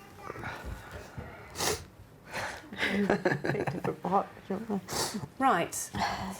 I'm going to put you back together again. You're going to go out there and we're going to have a really good day. But it might be quite a hard day for Max. When you want Max to do something, you tell him, you don't ask him. Max, put your shoes on, please. And if he doesn't, you just take him, you put his shoes on. Mummy and Daddy are in charge. Max has a tantrum. Max, stop the tantrum now. Ah! Ignore, ignore, ignore. When you can stop shouting, we will come and play with you. Ah! Gets fed up. Good boy, cuddle. He gets attention when he's doing what you want him to do. He gets no attention when he's doing what you don't want him to do. The tantrums, that doesn't bother me. I can cope with doing the tantrums. That's not the problem. It's the food with me. Whereas he's better, probably you're better tackling the food side and I'm better tackling the tantrum side. So you're a good team. You're a good partnership because you can help each other. But what I would say to you is he might eat less for a few days because he's going to fight you. But he'll be fine. He'll be fine. At home in West Yorkshire, Liz and Giles Walton are parents to 12-year-old Josh, but it's their 2.5-year-old daughter Alyssa who they've brought to the House of Tiny Tearaways. She puts up an incredible fight whenever they put her to bed and simply refuses to sleep at all unless her mum is by her side. Last night was their first in the house and settling Alyssa was as tough as usual. Liz spent 3 hours sleeping on the floor by her daughter and went in again during the night to take Alyssa back to her own bed. Meanwhile, Alyssa's dependence on her mum is proving to be increasingly isolating for Dad Giles. While Alyssa Walton plays outside with the other families, Tanya catches up with the Waltons. Quite a lot of problems with sleep. Wasn't a bad night last night, that was quite an average. It can be worse. It very rarely can be better. Right. The other thing that you came into the house wanting help with was issues around the fact that she's a limpet on you and she doesn't want to be with her dad. The clinginess, I think, is going to have real developmental implications for her. And I think it's also going to have real implications for your relationship with her. But I'm really curious about why you allow Liz to dominate the parenting so much. Why you don't stand up and be assertive and be counted and say, no, she's my daughter too, back off. Back off. Didn't believe that one. No. To put it really bluntly, and I don't think I could be any more blunt than this, what I see in terms of Alyssa's emotional care is just you. And it makes me feel that you're around Giles because you're a nice guy and you're a sperm donor. But that's kind of how it feels. Yeah. That's kind of how it feels. Are you happy with just being the sperm donor? No. I want to obviously be part of my daughter's life. So you've got to I want everything, yeah. I don't want, just to be a sperm donor and a person. So you've got to kind of stand up and grab it, I think. Right, fine. No problem. Because you'll say back off, she'll say no. No, she's mine. That's it, okay, you get that. She's yours. She's my angel, yeah. But she's Giles's as well, but she's mine. But you don't let him have her. Because, in a way, nobody can do it better than me, you know? I don't feel that anybody can do anything better for my kids than me. So why is Giles still around then? Because he is as well, because he's special. That's why. But not special enough for him to have an equal part of her emotional well-being. Yeah, but he does things differently and it's, I don't know. You don't think about it, do you? You just act. And probably wrong, sorry. That's all right. I know I've got to back down. And I know I have to let him, it's letting go, but it's what if something happens? Or... Well, I'm here. What do you mean if something happens? I don't know, but if he's not watching, if he's with her or, and he's doing something and she gets hurt or something. But I could have stopped it. It's trust, isn't it? Yeah. Do I trust him to... Do you trust anyone to be able to look after your kids in the way that you can? Only one person. Yeah, Who? my mum. Grandma. I trust my mum. But you don't trust Giles? Completely? Not completely, no. I'm being really horrible to him, aren't I? Because I'm pushing him away from us. Which, when we were working hard, you know, we're supposed to get married in April, and we all want the nice, happy, normal, well-adjusted family. And I'm pushing him away. And I'm pushing him away from her as well. And she's 2.5 now, which means that in those 2.5 years, there's times that he's missed, and we've said that, haven't we, you know? Because I've just taken over. Sorry. It's all right. It's letting go of that. We've got a strong bond, you know? It's cutting him away. It's letting go of my baby. A little circle there for that. Put some more glue on then. Tanya wants to put Alyssa's apparent clinginess to the test and has set up an art activity for Dad Giles to do with Alyssa. With Mum Liz outside but in clear view, will Alyssa be happy to play with Dad?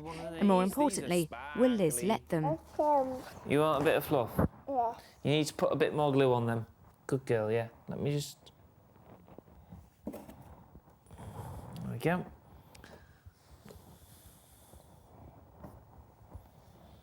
What would you like to put on there? Happiness? No. Ma. What have you learnt from this exercise? That Liz is extraordinarily anxious, possibly feeling a little bit left out. We can put some more on. She wants wool. Do you want some wool on as well? And very dominant. I mean, she's basically just told him that what he was doing was rubbish because he wasn't understanding what their child wanted. But I think it's his play session. Yeah. Need to be a bit smaller. Well, I don't know what you're saying. What are you saying? Should we put a piece of shiny card there? Alyssa, Alyssa, Alyssa. Mummy's gone. Look. What? Hello. Shiny card there. Yeah? I'll put some glue on then.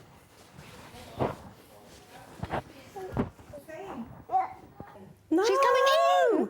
Alyssa, Alyssa. What? She wants this shiny card, but she can see herself in it. But look, there's lots of shiny cards here as well with bits on. Do you want Yeah, some but of you these? can't see yourself in that, Mummy. No. Oh. Why is she sabotaging Alyssa having a nice time with her daddy? I think she's envious. Right, I'm just going to go in. Excuse me a second. Okay, I'll be I can't back. wait to watch this. I'll be back soon. Do you want to tear it? Do you want some more off? She can tear it or cut it. Cut a You piece can. off then. Hello. Can I have a chat with you, if that's all right? Me, yes. See you in a minute. I'm just going to borrow Mummy. Is that all right? Yeah. Good. Thank you. Can I just... Yeah? Where would you like it to go? Underneath? No. No? Where would you like it to go? Up there. Where? Point. Right up there. Take a seat. Yeah, just over there. You're finding this really hard, aren't you?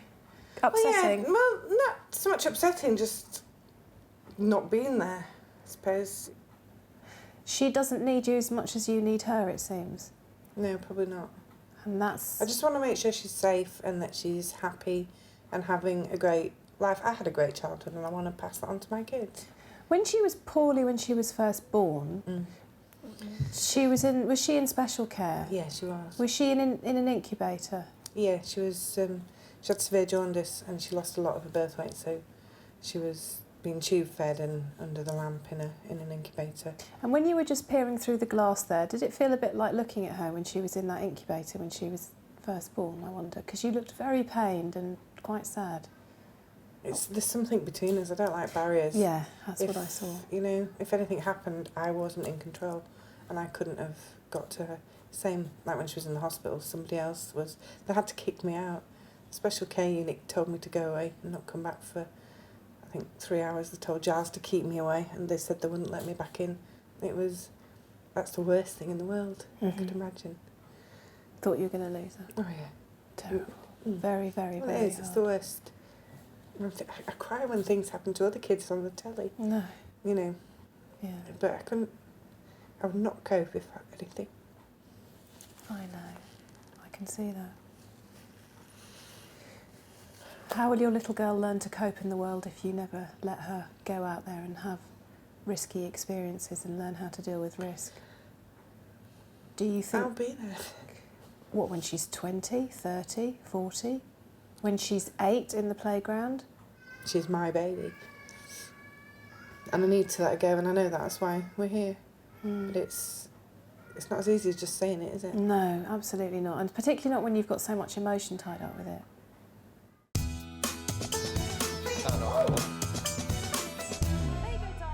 It's lunchtime for the Wilson family. At home, 3-year-old Max is spoon-fed by his parents. Tanya has joined Dad in to see if they can encourage Max to feed himself instead. Which one do you want? You want that one? OK.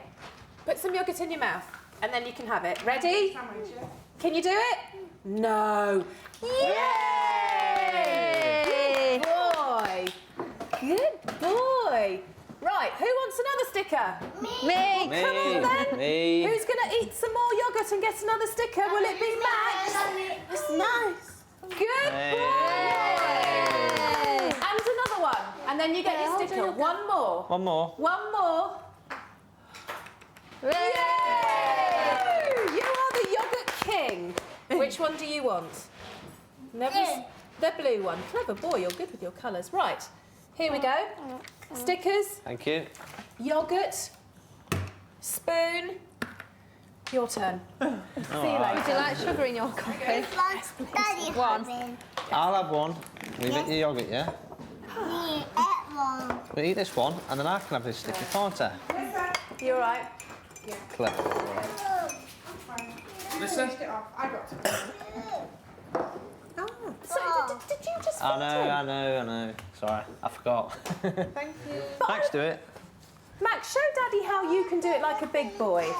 No, you do it. Oh, I know, I'm sorry. So come on, Max, do it. Max, go on, pick the spoon up. No, you do it. I'm picking a sticker, I am. Which sticker do I like the best? No. You do it. Oh, come on, because I want that sticker. Now, which sticker do you want, darling? Which one? That one. You show me then. You show me with your yoghurt. Ready? Can you do it? Can you do it? All right, oh bless. Oh! Another one? Good boy. You keep him eating the yoghurt and then you give him the sticker. Okay. One step forward. One step, yeah. 5 steps back. I wasn't even out of the room. I know. Okay, never, ever feed your child again. The happy one. What did I say? Repeat back to me. Never feed my child again. Never. I will never feed my child again. Excellent. Good. Well then, you've been a good boy, haven't you? Give Daddy a kiss. Come here, Daddy happy. Daddy very happy. You go and play. Daddy sit next to you. Is that nice? Would you like a sticker? After she's finished. It's the second day of a new week at the House of Tiny Tearaways, and 3 sets of parenting problems are proving a real challenge for Dr. Tanya. Giles and Liz Walton have been driven to despair by 2.5-year-old Alyssa's bedtime tantrums and clingy behaviour. It's become clear that a major factor of this problem is Mum Liz's overprotectiveness and need to do everything for her daughter. Tanya needs to help Liz separate if she's to ever solve Alyssa's sleep problem. 3-year-old Max Wilson has a severely limited diet. On an average day, he eats 24 yoghurts and little else. Tanya has explained that to tackle this serious issue, Mum and Dad have to toughen up, but digging that deep has opened up some emotional wounds for Ian and Tina, and it's become apparent that there's more to the problem than first thought. Lone parent Lisa Bailey is exhausted by her 3-year-old twins Cameo and Corone's uncontrollable behaviour. As sole parent to 4 children, she's finding her patience wearing thin and her desperation increasing. Still to come. She's gonna hate me, isn't she?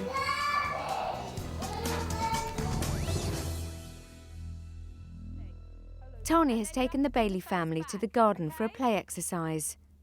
To help her engage with her sons, Tanya wants to see Mum Lisa using her face more expressively. I'm going to whisper Mummy something, and she's going to show you on her face what I said, and you have to say what you think she's feeling.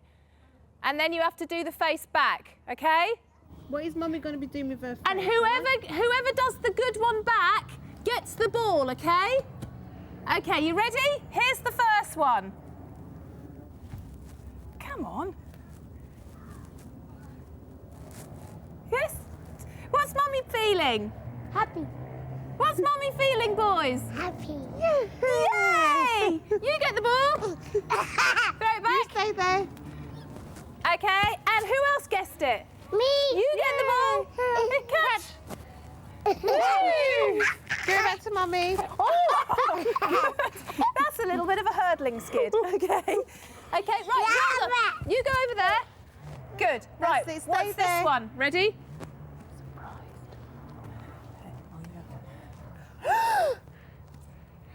Oh, good boys, what is it? Not shocked, but very... Happy. Happy. No. You've just had a great big Yeah! It's a Celebration. Take that, your Do a mouth, surprise. Ready, steady. Yay! Right. Surprise. Good boys. Now, boys, you have to do one to Mummy. Come here. Come here, boys. I'll whisper. Come here. Come Stay here. there. Oh, do you need the ball? Go Come on to here. Tanya. Come here. Come here. Go on. Right, Mum. Come here. I need the ball. No. I want you. Oh, cool. Thank you for my kiss. Oh. I want you. 1, 2, 3. Go on. Yay! Is it happy? Yeah. More than happy. Surprise. Exciting. Yay! Go and give Mummy a cuddle for being so clever. Go give Mummy a cuddle. Cuddle. Everyone cuddle. Yay. Oh.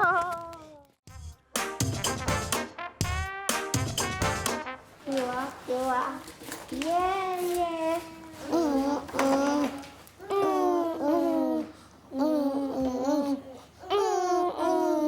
While Carone, Cameo and Cairo are in the lounge, Lisa chats to Tanya in her office.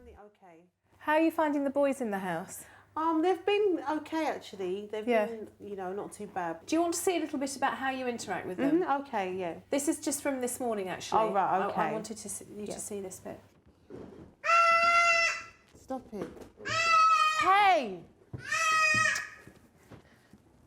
Don't scream. Yeah. Do you want waffle, Carone? Because you're not eating your Rice Krispies. You've got to eat something, darling. Was it because I'm not doing anything with them? Show me what your face looked like there. I was tired. I just woke up. Well, didn't just wake up, but that's what I had to just tell you. wanted to... Your face looks like that a lot in the house Oh, when right. you're with them. Okay. And you're trying to get them to do things. Mm-hmm. Do you want some more of your cereal? Oh, it's not a very happy face, is it? Not at all. All right. Yeah, I can see that now. I can see. Is that why we've done the activity as well? What do you think? Yeah. When they were standing in a line, perfectly behaved, absolutely captivated by their mother's beautiful face. Okay. That's what I'm saying. I know sometimes, where I'm going wrong or what to do, but then I don't know what happens. It's maybe because I just can't be bothered sometimes because they really, pee me off. Do you get much support from their dad? Not as much as I would like to. I think that's why they like this as well, because if he was around, a lot more, then their behaviour would be, what I think, a lot better. Does it ever get you down? Yeah, of course. Of course. In what way? Oh, sweetheart. Children who can sense that their parents are unhappy often play up. I mean, it's like I've just got no life, really, is it? I mean, I love my kids to bits. But then it's just like, I'm always with them and, don't have a social life, don't do anything. I mean, a lot of people say, Lisa, you're like such a strong-willed person, and I am usually. But obviously, I don't know, it's just sometimes I just really get fed up. Who looks after you? Who gives you cuddles? Who makes you cups of tea and brings them to you in bed? And It ain't nobody. I mean, Cameo would if he could. Cameo's very protective of you, isn't Yeah, he is, yeah. He senses something in you and he's trying to protect you. Oh, do you think so? Yeah, I think so. So priority number 1, we're going to look at interacting with them more positively. Okay. So that they want to be near you, they want to be doing things. If you want their shoes put on, we go, let's make a game. Everything will be a game and a song. Okay. And if there are any problems, then tomorrow, when they do become naughty, and they will be naughty because they're supposed to, they're kids, we'll work on being assertive, which isn't shouting, it isn't smacking, it isn't any of that. Yep, okay. All right? Thank you very much. Thank you. Oh, thank you.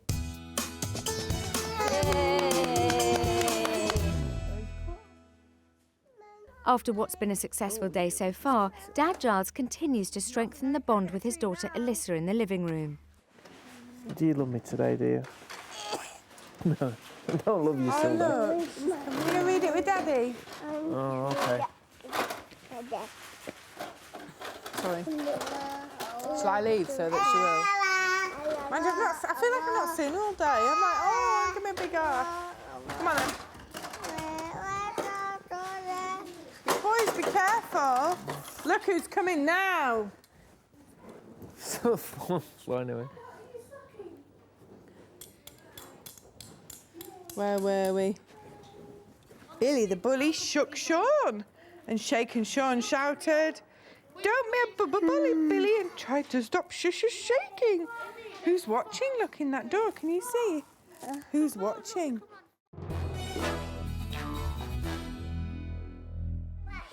While their daughter Alyssa plays with the Baileys, Giles and Liz Walton join Tanya in the consultation room. Interesting exercise this morning. What did you get from it? She hasn't got a problem, has she? Really? I think I have. Or we have the problem. Okay. Not her.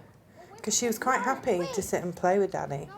And it's only when I go in and make the sort of the notice of "it's me, hello, I'm here," that she sort of made a fuss of "Mummy, Mummy, I want Mummy."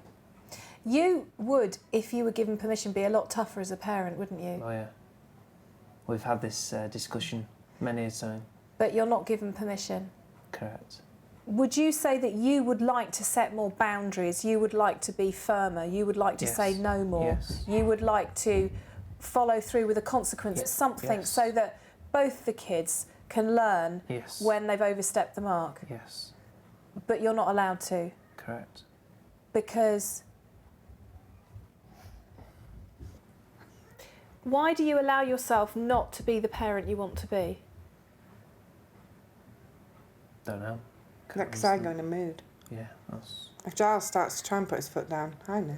I was a spoilt child, and I'm used to get my own way as well. And I think I stamp my foot down, and I can be a right moody little thing. And stubborn. Yeah. So who are the adults in the house? Well, there isn't any really. Okay, right. So no wonder she's having tantrums and all over the place and not sleeping and sort of clingy. Because she doesn't seem to have a very clear direction. Because she's got one parent wanting to do one thing, one parent wanting to do another thing.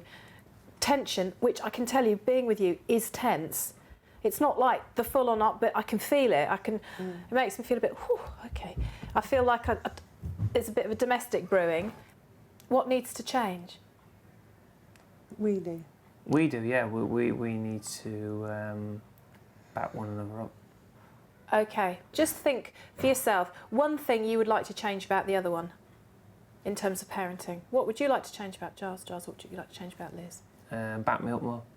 Instead of siding or, you know, being impartial or whatever. But, you know, I've said something, Liz is there. Yep, I agree with him. Call him Sergeant Major, because he's all at home, he's all this. There's no warmth. He doesn't show the kids warmth and love. And especially with Josh, don't you? He's getting better with Alyssa, but especially with Josh. With Josh, it's all the don't do that, pick this up, do that, do this, that. Why did you do that? And there's no nice things. It's interesting, isn't it? Because it seems that you inhabit all the warmth and love side of things, and you inhabit all the discipline side of things. That's what we've said before, yeah. And actually, if you could do a bit of this... Yeah, it'd be really good. It would be really good, and I bet you anything that a lot of her behaviour problems would stop. So for a test, let me see if you can unite tonight in this room with me now on a strategy for getting Alyssa into bed. See if you can agree. Because I've got 2 strategies to put to you. Right. But I already know which one you're going to go for and which one you're going to go for. I bet they're not the same And they'll be ones, the are they? different Yeah. ones. The first option is called gradual withdrawal, and basically you sit by her until she settles, and then when she wakes again you sit by her until she settles, but you look away. It's pretty much what you're doing, but over the next few nights in the house you just move further and further and further away until you wean yourself off her and you wean her off you. The second one is called rapid return, which is she has bath, story, song, good night, kiss, bed tonight, and then you walk out. And she cries, and she cries, and she'll probably get out of bed and come to the door, and you say absolutely nothing, and you turn around and you march back to bed and you put it down and you tuck her and you say good night and you walk out. And you will just keep putting her back with no attention, no fuss, nothing that will reinforce the waking up behaviour. And she will fall asleep, but you might have to return her. Up to you, your call. She's your kid too, Giles. You know what I'm going to say. Yeah, So, what do you think? the rapid one. You think the second one? Isn't she clever? Call me a psychologist. Yeah. But, I wish I'd put some money on that. 'Cause Don't know if I can do that now. because I can't sit and watch and see her cry so sick and stuff. So the That's why question is, how quickly do you want to do it? How effectively do you want to do it? And how much do you want to do it in a way that might challenge you emotionally, but that will enable us to do some work on some of the other stuff while you're in the I house? want to do what's best for her. Yes. Whatever's going to be the quickest and the easiest. And the easiest. No, For it'll be her- the well, hardest. It'll be the hardest. I mean, in the long run, it'll be the easiest because it'll be sooner. It'll be over sooner. It'll be, So you know, hopefully if it'll she's work sleeping faster. longer. Yeah. You need to give your wife lots of reassuring cuddles. No you need to problem. let your husband be the strong one tonight. That's whatever she's doing. Right. You're upset I'm about pushing it, this. yeah. I'm going to leave this room. 2 minutes. Give her a cuddle before you go out there and see. Help her get herself back together. Okay. Yeah? Mm-hmm. You are. Mm-hmm. You are. You look. You've got. I'm going to give you a tissue. Your husband's going to give you a cuddle. All right. Right. Okay. Thank you. See you a bit later on. Thank you. All right.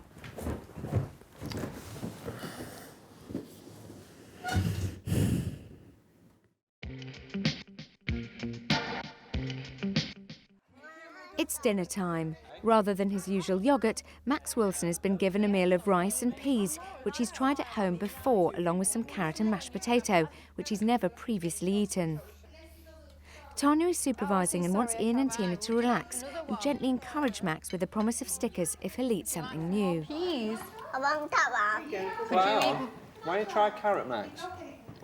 No, Max, I would like you to try carrot. I would like you to try carrot. And then you can have a sticker. For a sticker? No. Try Okay. carrot and then you have a sticker. Okay, ignore. Has he ever eaten a carrot before? No. Okay, so if he licks a carrot, he can get some more peas. Right. Lick a carrot then, Max. I'll eat some more peas. We want to lick it. Hmm? Daddy, show how do we lick carrots anyway? I've forgotten Ready? these days. Watch him. Oh. Come on, Max. Look. Max, try it. Good Very boy. good. That's very Yeah. good. Are you surprised That's a at how good boy. easy it is to control his behaviour? Yeah. And why are you managing to do it? What is different about you? More relaxed. Hallelujah. Finish your peas. Do you want to try carrot? Lick a carrot. No, you're asking him. Do you know what I mean? Tell him, I'd like you to lick a Max, carrot. I'd like you to lick a carrot. Daddy, show him. Hey, Daddy watch show him. you Look, how Daddy to do show it. you. Lick Look. it. Look. Lick it. That's it. Give it a lick it. Have a good lick. Have a big. Have a really, really big lick. Now a little bite. Now a little tiny bite. Like this, Max. Watch him. Watch Daddy. Watch what Daddy's doing. Mummy would you like Mummy to give you that sticker? Well, I would like you to bite it. Have a little bite, Big Max. carrot. You have 5 now. Would you like 6? Max, no, put it back. Have you ever bite of a carrot? He wants to give Daddy one, so Daddy has to eat some carrot. I'll have a little bite of one, yeah? I'll touch in. Ah. Put it on Daddy's top then. Go on, put on my top. Right, now Mummy would like to give Max a sticker for biting a carrot. Could you bite Mummy a carrot? Go and bite it. Good boy! Now which one would you like? Like a rabbit. Like a rabbit? Like a Would you rabbit. And you eat like it. Now, which one would you like for biting it? That one? Good boy. Would you bite it again for Mummy? Go on then, bite it again for Mummy. Yeah, sit on your chair properly, otherwise you're going to fall. Good boy!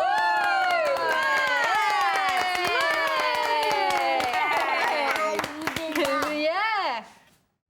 It's bedtime in the House of Tiny Tearaways, and Mum Lisa Bailey is getting her twins, Corone and Cameo, ready for bed.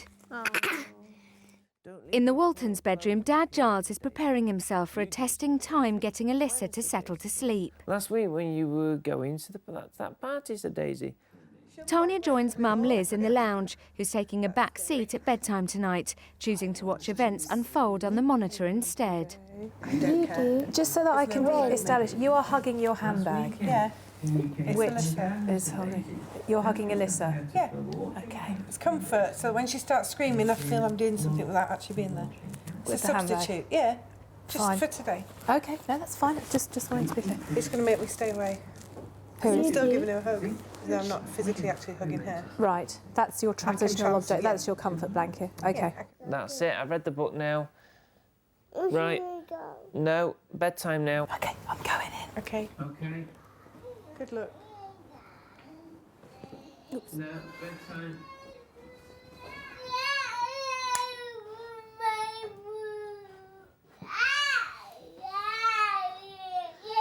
But she hasn't had any milk.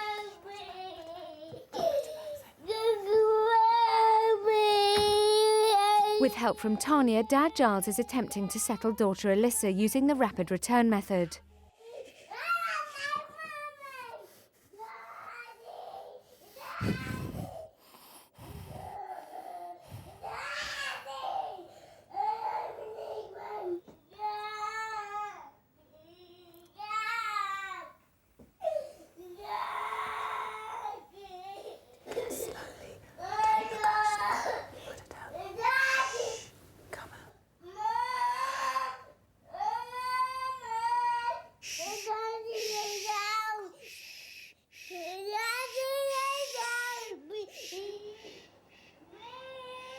Oh, please.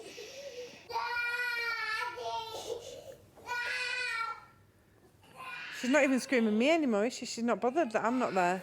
It's just anybody.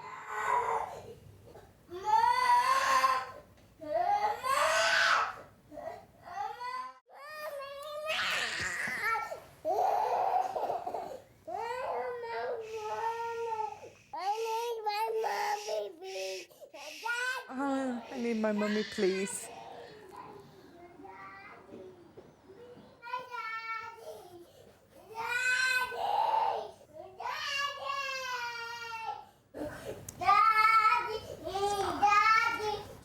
Oh, poor Giles. He can do it, Giles.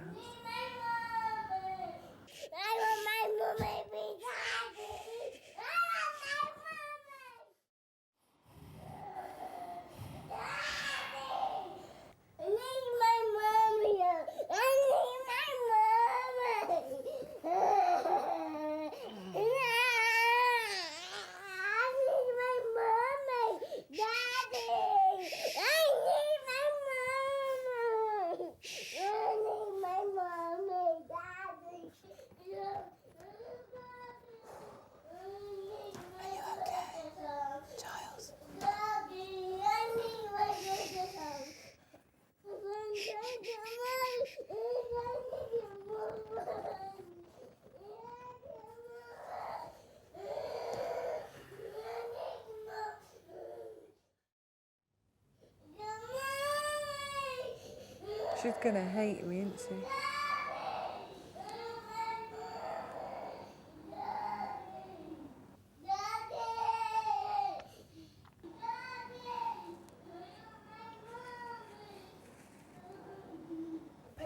It's fine, little paws.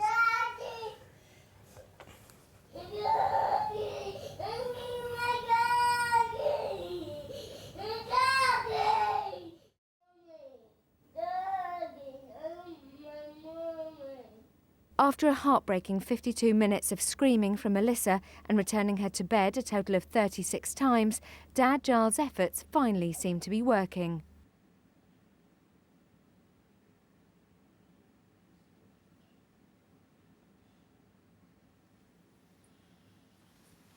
Oh no, she's going. Don't let him go in, she's going to lie down. She's tucking herself in. She's tucking herself in. Oh, she's doing it, good girl. He doesn't need to go in, she's done it. She even tucks herself. Oh, my darling. Oh, look at that. Ain't that a picture, eh? Oh, give her a clap. Yeah. Well done. Well done. You did it. Look. Well done. She tucked herself in. You didn't have to go in. Oh, was that hard? Oh.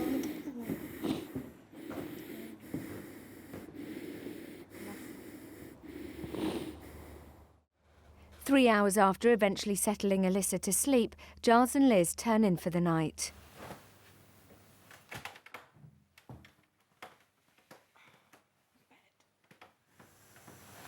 No, mate.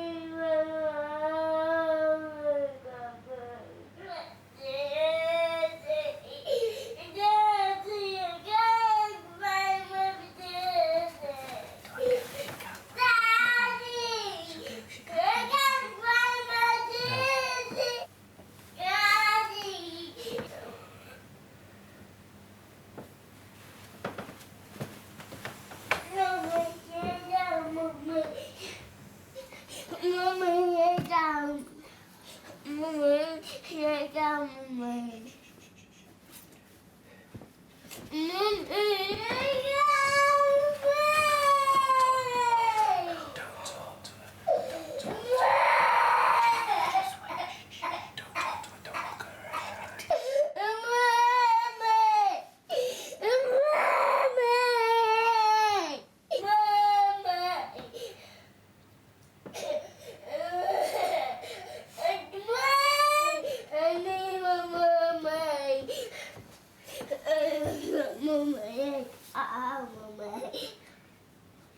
Mummy, I down. Mummy.